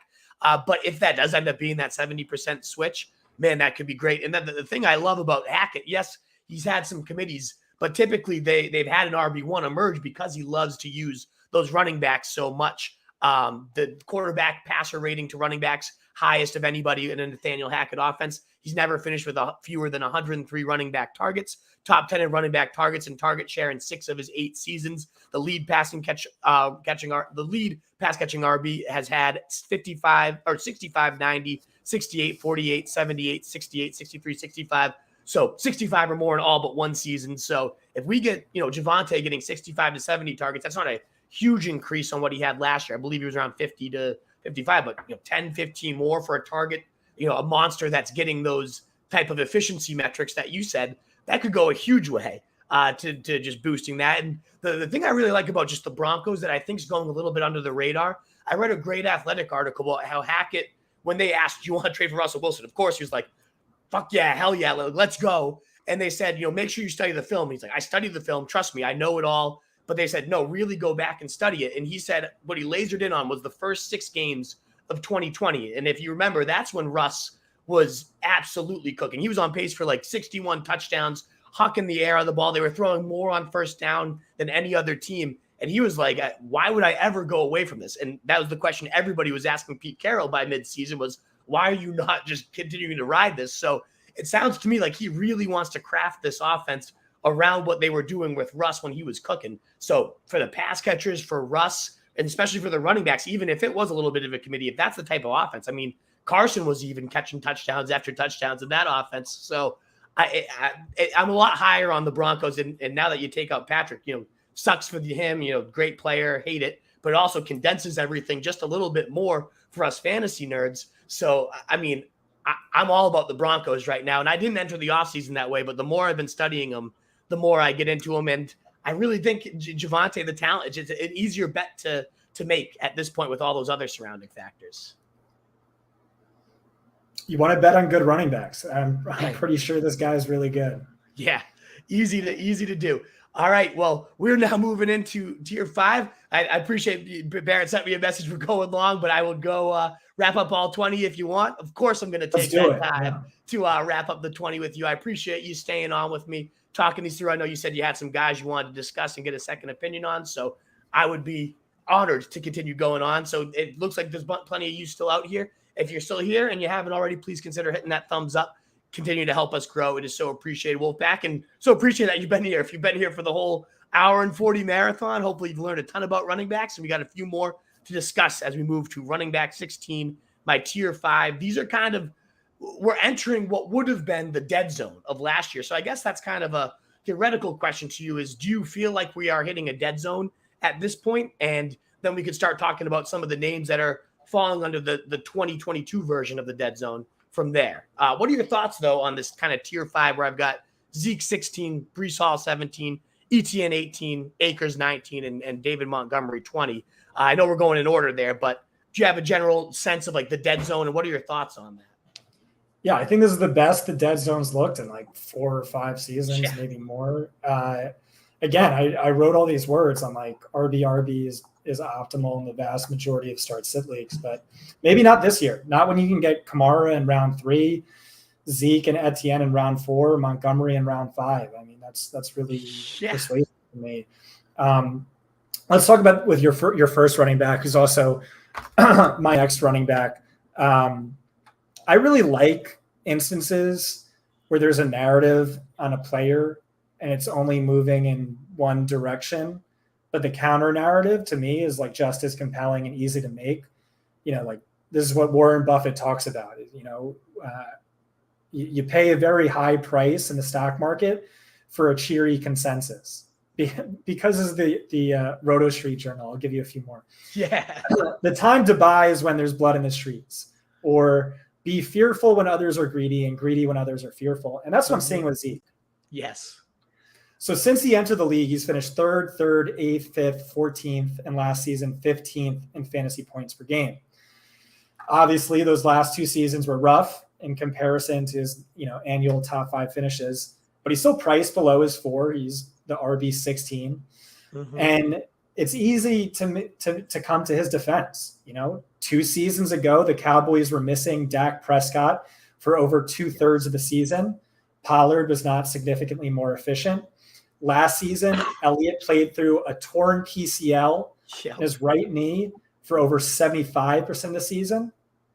In spite of that, he ranked 2nd among all running backs in snaps. Pollard ranked 43rd. So let's look at the last 2 seasons. With a fully intact PCL and with Prescott in the lineup, Elliott averages 18.5 fantasy points per game on an 80% snap share. That's top 4 numbers by either stat. What happened the first 6 weeks of the last season? He ranked 6th in XFP per game. Okay, he's being drafted as a mid to low end RB2. And so to me, he's not the archetype I love. I don't know that he still has top 6 upside. He's on the down slope of his career. I think Pollard will probably steal some more passing down work, but not as much as people think. But I mean, he's so damn safe. He's like such a value. He's making $18.2 million. Pollard couldn't crack a dozen touches when Elliott was playing through a freaking torn PCL. He's an exciting player, Tony Pollard. He's hyper efficient, but fantasy drafters fall for this trap every single time. Toby Gerhart, Joseph Randall, Andre Ellington, but being a bell cow is a rare skill, a rare talent that few possess. Zeke clearly does. 275 plus touches, 5 straight seasons, only missed 1 game due to injury. And he's just so damn safe. Jerry Jones, who has all this money invested in him, doesn't want to look foolish, has said he has to be the focus. He has to be the focal point in the run and the pass game. There's room for Pollard, but Zeke is the focal point. And bottom line, worst case scenario, Zeke is still getting the touches where it matters most, and that's near the end zone. He had 75% of the backfield XTD last year. That means based on their typical 17 touchdowns per season, he's going to get 13 touchdowns. Pollard's going to get 4. So he's not a player I typically gravitate towards, but to me, underrated upside, massively high floor. I like him a lot. Yeah, I've been getting a ton of Zeke around 4. I'm in full agreement here. It seems like we agree about a lot of these guys, which is always a comforting feel. We'll have to revisit at the end the biggest disparities, but I'm all in. I mean, top 10 running back every year of his career, even when he missed 6 games from a suspension, even when he had, as you mentioned, a partially torn PCL. The guy just plays games, gets through it, and gets you his numbers. And people don't love the fact that he's less efficient than Tony Pollard, but at the end of the day, it doesn't matter if he's going to be getting, as he has, 300 plus opportunities every single year, besides when he was suspended 6 games, and he still got 200 opportunities in that 280 opportunities rather in that season. So as you mentioned, keystone player, has to be the focus. And the fact that he is quote unquote completely healthy right now, getting 22 mile per hour timed runs, gym rat, throwing up the most weight of his career. Yeah, I mean, you always hear those offseason type of quotes, but for a guy that the only time I've ever really been concerned about is when he comes in kind of heavy and doughy and just doesn't look great. He's going to be cool. He's going to get a ton of work in a good offense that most points, most yards in the league last year. That's right.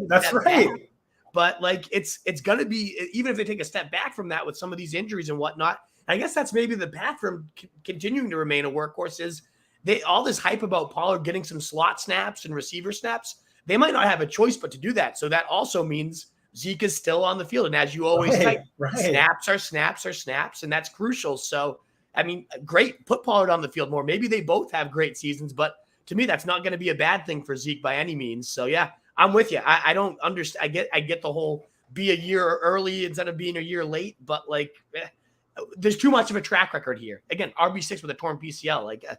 I'm okay with that. I'll take an RB10 all day for a 4th round price tag, even if it's not the sexiest pick.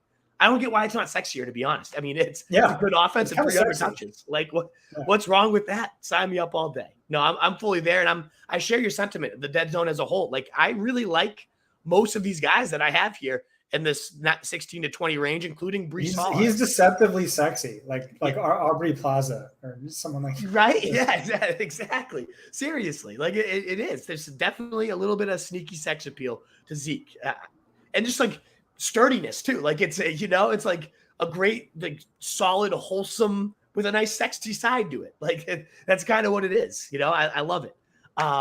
Breece Hall be the next one. can we go out of order here, and I'll get to my next guy? Yeah, absolutely. Go. Who do you have next? Zeke is RB14. David Montgomery is RB15. I love it. And I kind of want to put him higher, and I just don't get his RB20 ADP, which is where you have him. I want to put him higher than RB15. So a big concern with running backs playing alongside hypermobile quarterbacks is that they really don't often target the running backs. But that was not the case last year.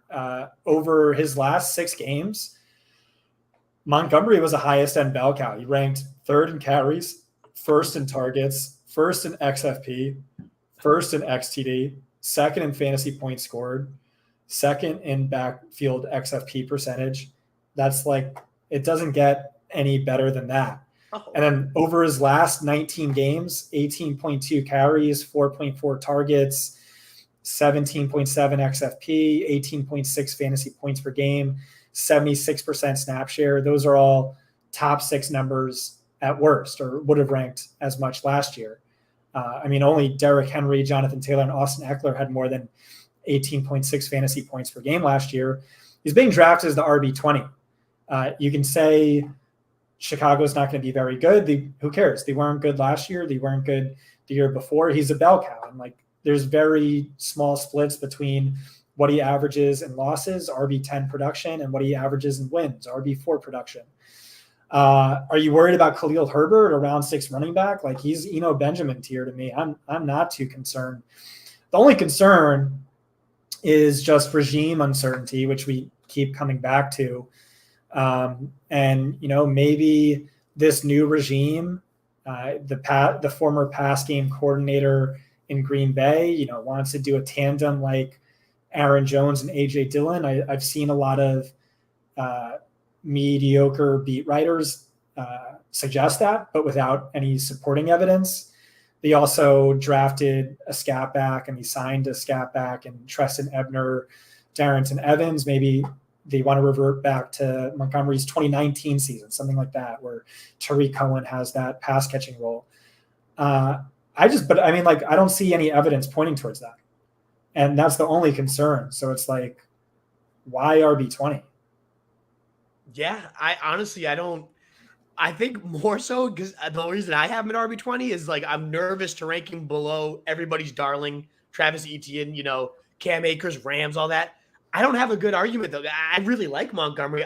He's my most drafted round 5 player at this point. I've been falling in love with him. I can't believe he's there in round 5 in as many underdog drafts. And the scheme uncertainty, I know you keep citing that as a concern too, but I think it's in your Anatomy of a League Winner where you talk about how a lot of times it ends up being a positive when these scheme changes. I don't know if that's true for running back or that's a different position that ends up benefiting from it.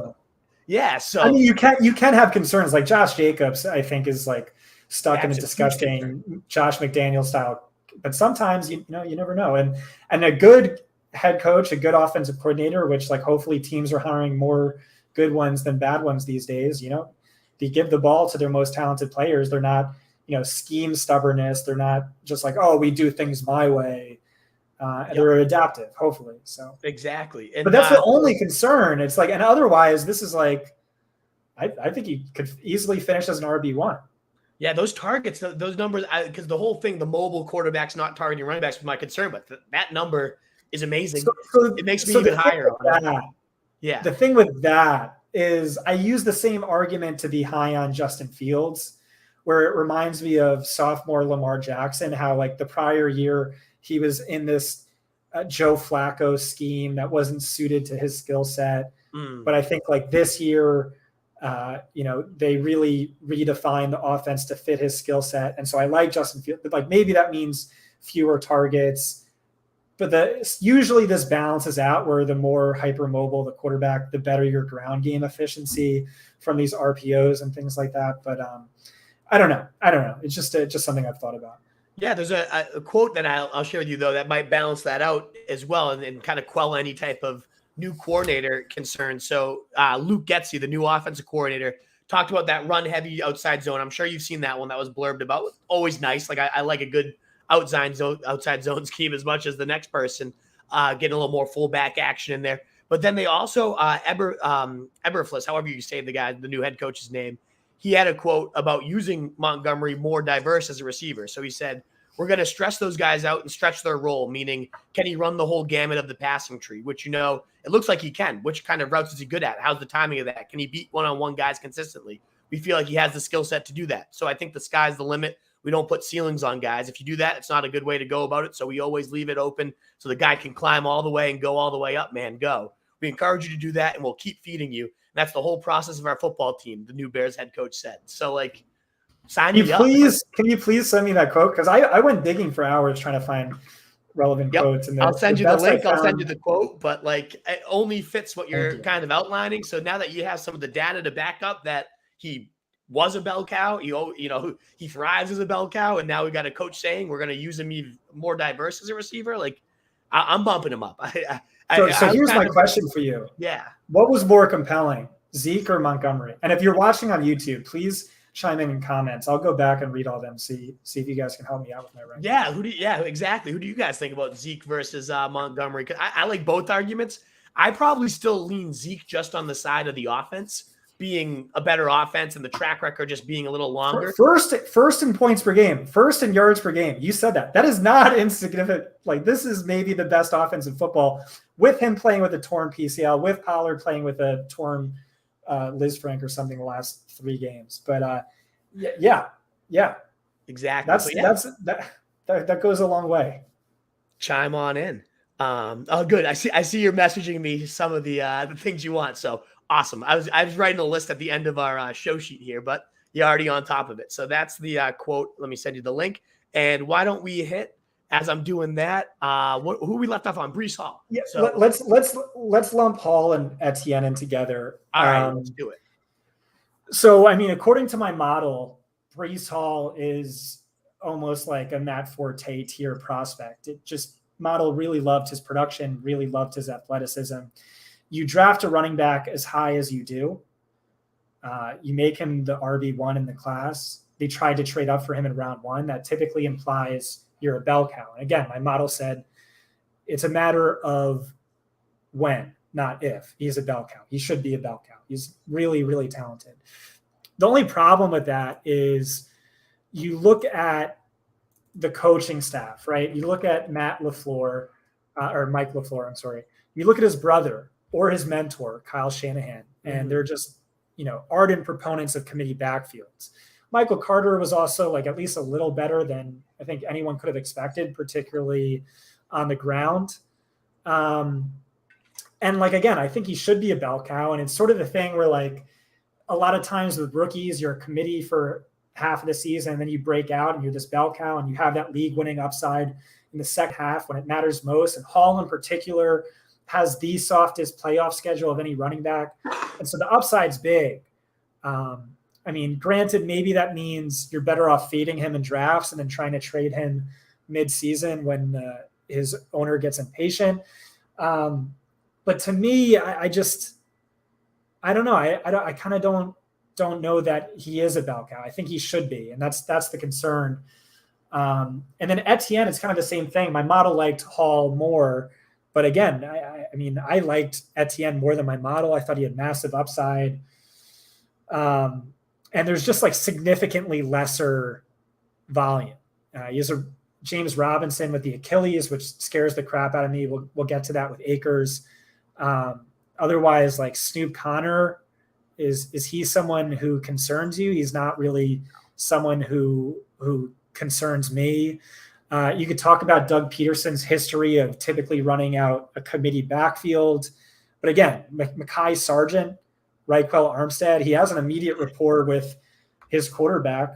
Yeah. And this offense should be significantly better without, the worst head coach in the history of NFL head coaches. And I like the player. There's no competition as I see it. And I should love it. This is what Graham keeps saying. Like, you should love Etienne. You're the bell cow guy. And I just sort of don't. I have him RB 16, so I have him ahead of Hall. But maybe I should have him higher. He's someone I can't get a read on. And so I don't know. Maybe I'm waiting for more reports out of camp. But he's RB 16. Hall's RB 18. I would love to hear your thoughts on both of them. Yeah, I'll start with Hall there. I don't have a great read on either of these guys too, so it was really helpful to hear a lot of those things you just cited. I guess I'm just not worried about Michael Carter at all. I don't think Michael Carter's that good. I don't think he was even that great of a pass catcher. I don't think his passing grades came out overly impressive. He only had a few games with more than 3 targets anyways, and he's already banged up, and he just doesn't worry me at all. I think Breece Hall was drafted to be a bell cow. I think he's going to be a bell cow. I like the LaFleur Shanahan zone scheme. Like, yes, those are committee-based backfields they've been kind of bred on, but when they have the right guy, they've typically ridden that guy. Even like Carlos Hyde, I think one year got like 260 touches. Maybe that was just a result of not having any guy other than him. But I also think that could be the situation with Breece Hall. They don't really have anyone else. I'm not worried about Carter. And he's just that good too. So to me, he's going to be a bell cow. A top 11. They ranked number 11 in PFF's 2021 grades. That was without Becton playing all year. So if he does return, maybe a top 7 line potentially if they all hit their ceiling. They're young. So a lot of times you read a lot of stats about how lines need some time to gel and really get together with, especially the zone blocking scheme, to build that chemistry. So I could see the line taking another step forward. It could certainly go backwards too, but I like them to take a step forward as a line. They did rank top 7 in running back targets with 170. I could see it being a 280 with a running back, 280 touches, running back friendly scheme. As you said, a bell cow profile and one of the better prospects, certainly of this year, but the last couple of years, there's a 3-down skill set. And the fact that there's been a top 10 rookie running back in 9 of the last 10 years, top 6 in 4 of the last 5, top 15 in 10 straight. So to me, like, if there's going to be a number 1 rookie running back to continue that trend of top 15 and 10 straight, it's certainly going to be Breece Hall. 90% have been top 10. Like, it's going to be Breece Hall. I'm not drawn to too many of the other rookies, whether it's their situations or talent. It seems like a pretty weak class. So to me, Breece Hall is going to keep that trend going and be at least top 15, in my opinion. So I like Breece. Etienne, it's similar to you. I don't know why I don't like him. A lot of the smartest analysts that I love, and he's got that profile, the pass catching chops and big scoring ability, the rapport with Lawrence. Like, everybody that I follow seems to like him, and I want to like him too. He's been the star of training camp. So they're saying right now he has the pre-established rapport, as you alluded to. I don't know. The Achilles thing, which we'll talk about with Akers, I know there's no way to avoid it. So if that does truly eliminate Robinson, then my concerns would evaporate. Something about Robinson, though, like, the overused terrible expression of, he's got the dog in him, but like, he just, like, from day one, whether it was coming in and just dominating like he did, to the fact that he's even not on the PUP right now, like, if there's somebody that's just going to be like, no, Achilles injury doesn't matter to me, it seems like a guy like him. Like, he is just an absolute nose of the grindstone. He's going to overcome the odds. So maybe it's him. Maybe they just, as you cited, like, Peterson does typically love committees. I don't know who else it would be. It just doesn't feel good. I don't really have a good reason against it, especially the way he's shining. But it's just, I don't know. I don't really have a good thing against him, other than the fact that I wouldn't be shocked if James Robinson is the type of guy that, if it's not early in the season, at least by midseason when points matter most, is back and being a nuisance and taking at least the scoring touches. I mean, Peterson definitely does strike me as the sort of, like, stubborn type. I don't think he deserves a lot of credit for the Super Bowl win. I really think Frank Reich was the true mastermind. So yes. I can see him being a fake sharp, stubborn, we're going to give James Robinson 10 touches, even though he's averaging 2 yards per carry.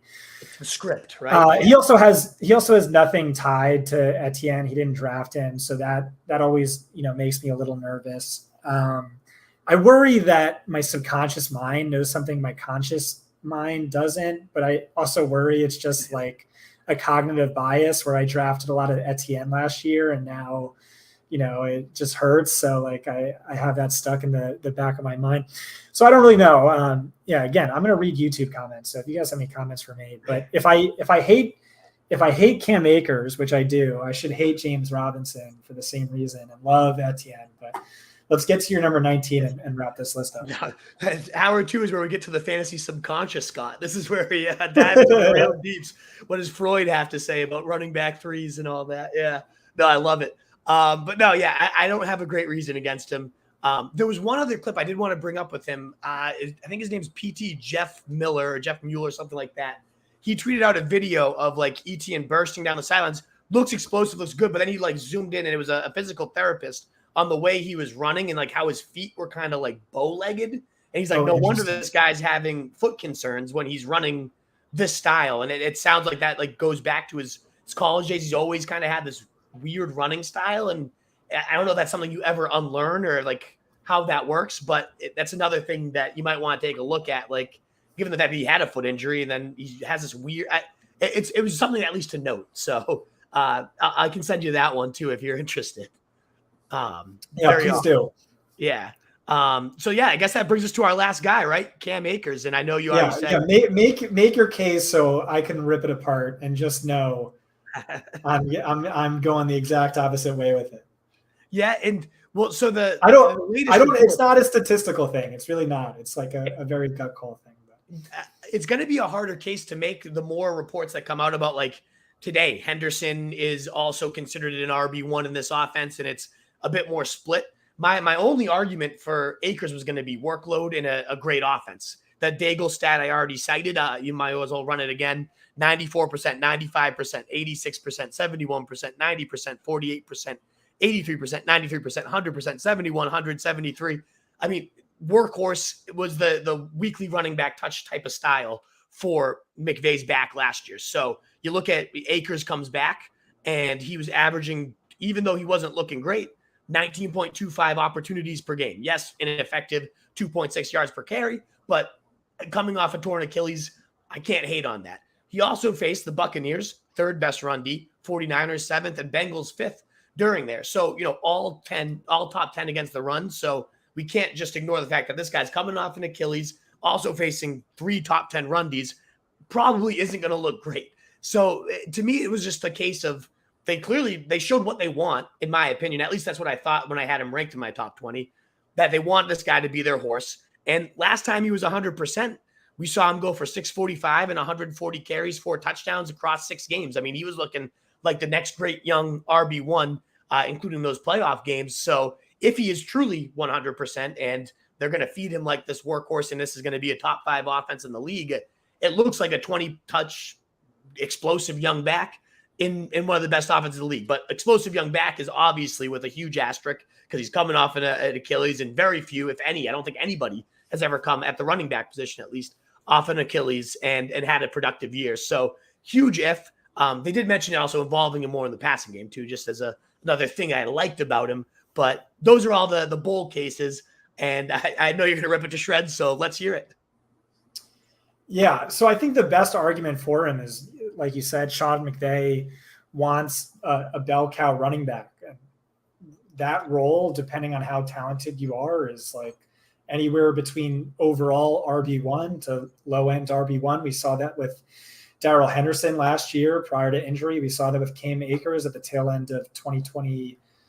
And we saw that with Todd Gurley, right? And, despite having only one functional leg, despite averaging just 2.57 yards per carry, McVay gave Akers the lion's share, 66% of the team's backfield touches with the season on the line when it mattered most in the playoffs and the Super Bowl.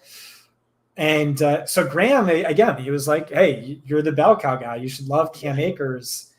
And my response to him was only half joking, maybe like 20% jokingly. Cam Akers has the same injury discount as Bronco Nagurski. They're both dead. And I just cannot get on board with a running back coming off of an Achilles injury. If you look at the list of names, and there's a list of, 12 to 15 names, there's only ever been one running back to finish as a fantasy RB4 or better post Achilles.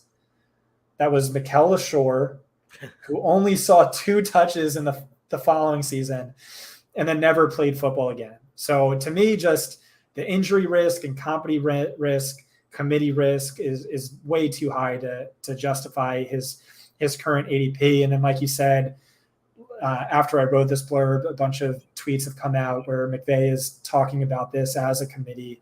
And yeah, Darrell Henderson has been must draft for me. So really like the arbitrage there. And maybe this is like a dummy take. Like, he returned faster than anyone thought humanly possible. Maybe science has progressed and it's no longer a damning injury. But like I've said for a few of these names, I've become more, I'm like known as the non-risk averse guy. I really lean into risk and upside. But with injuries and running backs, I've been a little more skeptical lately. Yeah.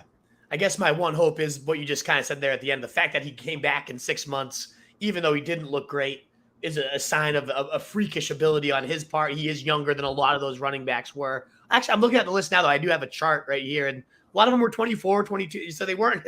It's pretty damning. It's a terrible list, but maybe it is science. You remember ACLs used to be like, you'll never come back from an ACL tear. Then it became a year. Now it's 6 months. So maybe Achilles does become that type of thing. It does feel a whole lot worse. I just picture tearing my Achilles. It sounds awful. I mean, James Robinson's not on the pup, so like maybe that's just, hey, it's a 6 month injury now. Maybe it'll become the new ACL at some point. And if so, then Akers will be a value. The only reason I feel even a little bit comfortable is the fact that he did come back. So he got the chance to kind of, how much they talk about the mental part of it, of regaining your trust in your leg and taking a hit and kind of just being there. He's already gotten that out of him. So whether or not he's ever going to be the same athlete he was, that's certainly up for grabs. But the fact that he at least has that kind of part of it out of his system, and we've at least seen him, makes me feel just a little bit better. The committee does worry me a whole lot more than I was before, but it's not with McVay's trend either. So it's tricky.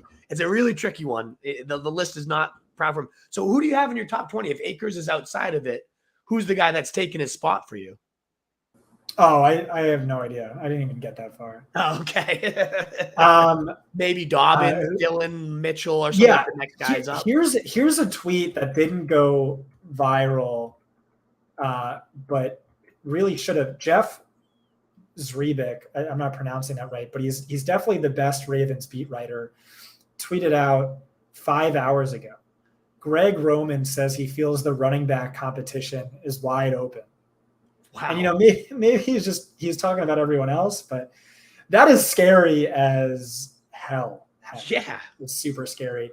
And so, yeah, Tyler Batty, Mike Davis, those are guys I'll take, because like with my bell cow or bust draft strategy, I'm really typically going RB, and then maybe RB again with the next 2 picks. But I think this year is unique where there's this value that we see, round 3 Kamara must draft. There's these round 4 guys, round 5 David Montgomery that you can wait. But really after that, with special exceptions, I'm neglecting running back for the remainder of the draft, minus these last round dart throws like a Mark Ingram, an Eno Benjamin, a Tyler Batty, Kareem Hunt, Darrell Henderson. Those are 2 guys we talked about that I like, that I'll make an exception for. But really, like, all the safety, all of the upside is at the top of your draft at the running back position. It's the most important position. So I really don't give a lot of thought. I really think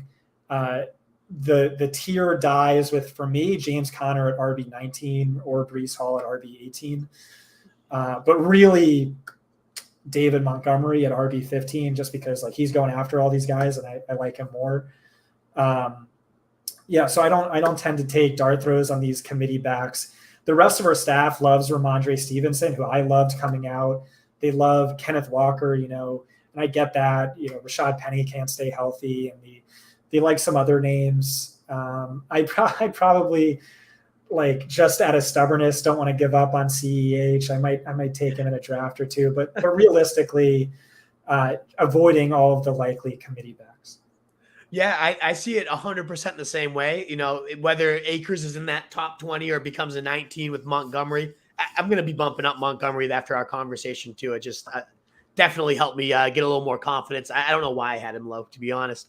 But yeah, I see after 5th round Montgomery, I don't typically take a running back till round 13, 14. The one exception I've made is taking stabs at the Bills because I kind of see that similar to how the Bucks were last year. Whereas if somebody does emerge, it's such a good offense that if it's Singletary remaining what he was to end last year, which was the running back too in the fantasy playoffs, great. Like he could be a touchdown machine. If James Cook becomes like their version of Kamara, he could be a monster. So I've taken a few Bills in that round 10, 11 range. I've taken a stab at Kenneth Gainwell just because I love the line there. And I'm just not into Miles Sanders at all. So if I'm fading him, I like taking Gainwell in round 13, 14. Henderson's a really good one, as you pointed out. But I'm with you. Like after round 5, I'm certainly not relying anybody on as a starter. And I'm taking guys strictly for some bench upside in case their best case scenario hits. I view it the exact same way. I think one philosophical thing that changed for me as we talked tonight was I've been big on running back. Like start your draft, get your 3 bell cows and go with it. But the more we talk through some of these, Kamara round 3, Zeke round 4, and Montgomery round 5. Let's say you did that, but you also had 2 elite pass catchers to then lead into that. You went receiver, or Kelsey receiver, something of that nature. And then you still ended up with those running backs. Like that is just as sexy as a running back heavy team early. It just, to me, 3 running backs in the first 5. I don't care where they necessarily come from. I had originally been pumping 3 running backs have to come early. But the more we talk through these guys, like I don't see a dead zone until after 5. And then I see a empty in its wasteland type of thing. Exactly. But yeah. Post-apocalyptic wasteland of RBs. Exactly. So yeah, I'm with you. I think 3 running backs in your 5, doesn't matter exactly which 5 they come in, is kind of my new philosophy after tonight, which I appreciate you helping me kind of think that through. It's a good philosophy for sure. And by the way, the comments are big on to Zeke mostly. Offense is going to be given more opportunities. Zeke because Cowboys offense better. Bears O-line's also abysmal, which is fair. It's not a great offensive line there either. So in that kind of poll, it seems like Zeke kind of won out for the crowd here.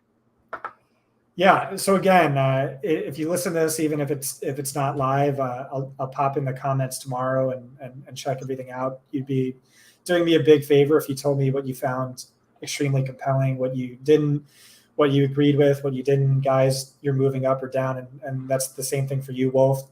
Please let me know if you adjusted rankings on anyone, and obviously, just like always, love chatting with you. Really respect your opinion. I thought this was a great help to talk this out. And you gave me a bunch of stuff. I'm gonna put into the article before publish, and hopefully your YouTube subscribers got a lot out of this. I mean, absolutely.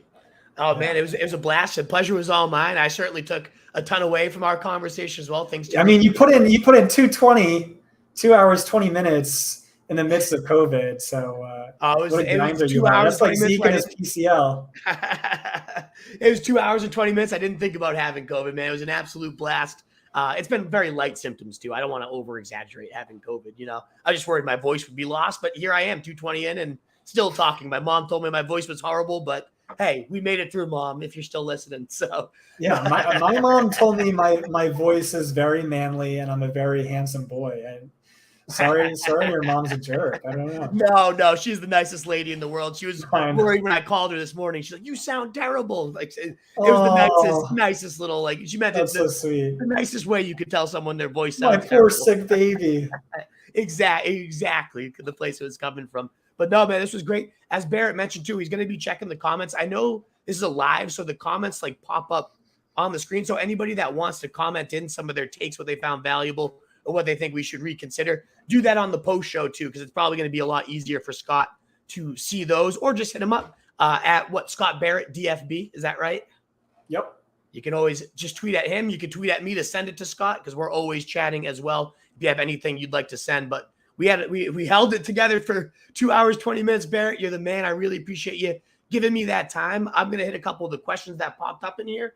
But thanks again so much for coming on, chatting through these running backs. I will definitely send you some of those things that we chatted through. If there's any, I don't know if you messaged me about the Etienne video and those things, send me any that you want me to make sure you send, and I will be sure to get you those resources. But yeah, thanks again so much. I can't wait for, it's the Bell Cow report. That's right. The article that's coming out. Yep. Oh yeah. Can't wait for that to drop. Everybody, you can find that at fantasypoints.com. Again, cannot recommend Barrett and just the whole crew over there more than I already do. So go check them out if you haven't already. And thanks again so much for the time, Scott. I really, really appreciate it. All right. Thanks, Wolf. All righty. Have a great rest of your night, man. All righty, Wolf Pack. So thanks again to Scott for joining us. As promised, I will hit your questions. I'm sure some of you were hoping Scott would answer, but we're here for 2 hours and 20 minutes. I can't keep him longer than that. But huge shout out again at Scott DFB, fantasypoints.com, a phenomenal site. I said, I don't have a lot of time to do research. One of the very few sites then established the run, and maybe like 2 others. PFF, I do like to check in on Harditz and the boys, but there's not many I get to check in on. And I always make sure to check their analysis out. But if you were here, let's maybe you're still here after those 2 hours and 20 minutes, so I don't want to ignore you. So let's hit those questions. Barrett Scott commenting in. I don't know, the alter ego. No, I was interacting on Twitter. Good to see you showed up, Barrett Scott. Thanks so much for being here. Let's fucking go, Ian Snowdeal. Love you, brother. You've been an absolute workhorse. Speaking of workhorses, RSJ workhorse right there. An absolute beast. Finally made it back. I did, Schneider. Been gone for a while. That's why I ended up with COVID. Traveling to Alaska, then Seattle. It's been quite the trip. That's why we did those marathon projection shows and then a marathon running back follow-up here.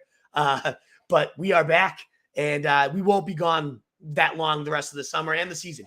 I'm here to stay, baby. They got my one big break. I don't usually do it that long, but a special year this year, being engaged and all that. A lot of good trips to celebrate. So apologize for the extended absence, but it was a great refreshing trip until the COVID hit. And now we're back. We won't be gone. We have a ton of good guests lined up, but that was a great kickoff show, man. Love the show. Thank you, Andy Digler. Anybody else out there that enjoyed, if you haven't already, please consider subscribing, hitting that thumbs up button. Would mean the world to continue to grow. Our presence, beard presence strong today. Gotta love it. Yes, Tunes. Beard is coming. You should have seen it a couple weeks ago if you think this is strong. Good stuff. Free sub right here. Broke. Indeed, Tunes. Hey, I'll hook you up with if we get a contest for it. The work you do is very good. And we owe you probably a payment, I'm sure. We cut these clips up. We'll get you a good payment for that. We got some good running backs to clip up, Tunes. If I didn't have my sub already, I'd be hyped for that. Yeah. Cheers, Barrett Scott. Yeah, it's a great site. So don't forget Matt got hurt. Haha. That's true with the JT we were talking about. A lot of slot work for Hines. I see that, Jesse. Indeed. I'll take the risk, but high upside for CMC. Yeah, it is. Again, if he plays all 16 games, he's going to be the number 1 running back. If he plays 15, probably still will be. JT, a beast, made again this season. Yeah, I'm sticking with JT. So this is early on. Good to get some good comments and interactions on there for 60 yards. Yeah, it's exactly that new QB. Going to open it up even further. I'm with you, Gary. Like, everybody wants to talk about CMC ceiling. I don't think we've even seen the ceiling of JT. More touchdowns, better yards per clip, like maybe more receiving work, even though they're talking about Hines. I think there's a huge ceiling there. I agree. What's up, Austin? Great to see some Wolfpack legends all in here. Pick 2 big league PPR. What am I taking? Think you're taking Taylor or CMC? Whoever doesn't go. I would prefer. I mean, PPR, though, if you wanted to go Cup, if you don't feel comfortable with CMC like I don't, you could certainly go Cup in a PPR, especially. So I limit it to those 3. It really is about how much can you stomach CMC, because if you can take it, you go with him and you don't look back and you just cross your fingers and hope you get all the season. Then you win if that happens. Me personally, again, like I said, I've been burned. I probably go Cooper Kupp. Really do. Tunes, I love the Wolfpack starting to interact with each other. Goat is there with the Wolf. Yes. Duck, you're good to see you, brother. You certainly recognize the Wolves, the true Wolves when you see them. Good to see you in here, brother. Etienne or A-Rob round 4, 909. I am all in on A-Rob. Huge fan. I know it's a running back show, but I'm all in on A-Rob. I mean, the fact that he got what he did, top 10 receiver in 3 of his 4 healthy seasons with the shit that was thrown to him. If he plays all the games with the Rams and Stafford stays healthy, he's going to be, I have him projected as a top 7 receiver. You'd see that in the draft guide soon enough. But yeah, I'm going A-Rob all day. And I'm lower on Etienne too. I think most people would strongly disagree with that take, but I'm A-Rob all day there. We are back, Omar. Great to see you, brother. Slam ZRZ. Should I trade DeAndre Swift for David Montgomery, Tyler Boyd, and Brandon Ayuk in PPR? Is this dynasty redraft? If it's dynasty, no. I think Swift is just too young and too valuable. But if this is redrafts, I mean, Boyd, I kind of eliminate. Is Swift versus Montgomery and Ayuk it comes down to, and I'm not that high on Ayuk. As high as we were on Montgomery tonight, I don't think I do that. We are here, Omar. Good to see you double dipping. Even better. The sleeper tier, the dead zone, exactly. What's up, Todd Exotic? Great to see you. A bunch of the legends showing up tonight. You always love to see that. Yep, these were the Zeke people over Montgomery. Any news on Kamara and disciplinary? So all we know with that, Tunes, is they delayed the hearing for 60 days. So that's into the season. There's kind of speculating that unless a video is leaked, then we're good to go. Like nothing's going to happen at least this year. Maybe 2023. But as far as this year, I think we're in the clear. So I'm going to keep gobbling them up late second, early third, mid third. I was going to pick 36 for a while. So I'm going to keep doing that. Thank you. But that's what we got so far. Thanks for the great show. Got the first pick this year. One of those top two, Schneider. It's your pick. I go JT just because I feel safer, and I still think there's an untapped ceiling. Again, if you get all games from McCaffrey, he's going to be the top scoring player in fantasy, and he might be hard to overcome. But 10 games in the last 2 years personally burned me 2 years in a row. I can't do it myself. I'm going JT. I feel safer, and I don't think the ceiling is that far off, even though, passing game-wise it is. Zach Miller, very informative, changed my mind. I'm glad to hear that, Zach. That's the goal. You always want to encourage people to stick to their kind of guns and their gut and how they feel, but if you can present a case compelling enough, then you'd be a fool not to take it. Not especially thought those two players you highlight, Montgomery and Chubb, were some of the best takes we saw. So I agree with you, Zach. I think they're very good, especially if Watson stays suspended the whole year. I think it's a really good take that Scott had there. So check out that bell cow report whenever it comes out for him. Going to be great. And I'll definitely be referencing it a lot. I didn't even promote this from the top, but those of you that are still here, I will be releasing the draft guide next week. I'm almost done. I'm on my round 10 through 15 and then my 16 through 20. So really wrapping up the last few rounds. But if you're interested in my kind of takes in a little bit more deeper analysis, my projections too, that'll be out next week. So check out the Wolf's Investing Guide if you it would be great to support the site. It would be so appreciated if you guys are interested. I got the 109 10-team league. Keep mocking Chase round 1, Adams 2. So I think, again, the way I wrote my draft guide, I'm going to have to revisit it, it's a good thing I haven't released it yet. You got to go running back to start your draft. But after talking tonight with Scott, I just think it's a matter of get 3 running backs in your first 5. I don't care where they come from. Because there are 19 to 20, if you like Akers like I do, that are so head and shoulders above everybody else. If you can get 3 of them, that's a huge edge. So if you go Adams and Chase and you think running backs will fall to you, Tunes, it's a huge upside start. If you go Adams, Chase, and like Kamara fell or Connor, who I like, I know Barrett doesn't, but let's say you like Connor, he falls there. And then you get Zeke, and then you get David Montgomery. But that low, I can't imagine Montgomery makes it all the way back in 5 either. So I'd probably take one of them. I'd probably take Chase. I'm not as high as Javonte this year. I'd get a running back there and then go running back. And then maybe Allen Robinson, round 5, something like that. Jesse, thanks so much for your kind words. The grind will be hard these next few weeks. I'll tell you that, especially when this COVID thing gets the hell out of me. But that's why we love it. We love the grind this time of year. Thank you guys for being here. Lean and JT, full PPR certainly does favor CMC, but you know me. You know where I stand. Burned too many times. He doesn't play for me. So I'm doing the fantasy service, fantasy community service if I fade him, because he'll certainly show up for 17 when I don't play him.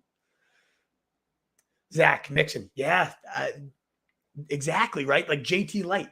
Why don't we view him as Taylor? With a better line, with, positive game script, even more so in his favor this year. Maybe they pick up the pace just a little bit. I mean, RB4 and his situation's only better. He was all those negatives that people point to him, which are all true. Can't ignore them, but they're all still there. He just has a better line and an offense that will probably be in more positive situations. So if he's not RB4 with those negatives last year, I think those positives far outweigh the concerns that are added, and maybe he even beats it. So I love Mixon. I'm in on him. I think a lot of sharps aren't, and I understand it, but yeah. Do you have a price for the draft guide? I believe it will be It's taken me a while. The projections obviously take a lot of work. I'm thinking about $20. I don't want to, ever make anyone break the bank. We're just trying to get enough to pay our writers to, put some money in the bank. So I think 20 for the time I put in is much lighter than it should be. But I also recognize, if I put any more than 20, I don't know that it will sell. I don't know. I don't know what people would pay or what's fair, but I'm thinking 20, maybe a promo code for the regulars that I'll pump in little spots that only the regulars will find. You can get it for 15 type of thing. That's kind of what I'm thinking in that range. And I think it'll be well worth it. I wouldn't charge something if I don't think. I always want to what's the whole expression? Over deliver, under promise type of thing. I want the value to far outweigh whatever you pay.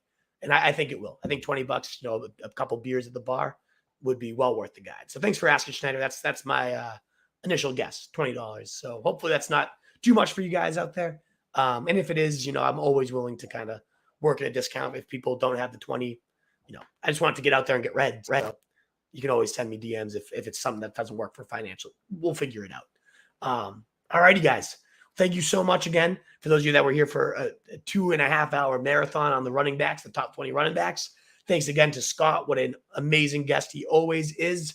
An absolute blast. Just so much to learn from. You can find, again, his bell cow report that will include everything we talked about and so much more at fantasypoints.com. You can find all my stuff at rosestreetjournal.com, at Rose Street Wolf on Twitter. That's where the draft guy will be. That's where my rankings are, and so many great articles that our great staff has been pumping out like crazy this summer. Our content's been insane. The views are insane. We love you, Wolfpack. Thanks so much. The wolf of any sheep, be the wolf, guys. I'll be back with the truth tomorrow for a training camp update. I should have said that right at the top. But tomorrow, going live again with the truth. Updating you on all the big training camp news before football is back tomorrow. Let's go. Oh, we're there, Wolfpack. And the wolf of fantasy sheep, be the wolf. Part 2. Later, guys.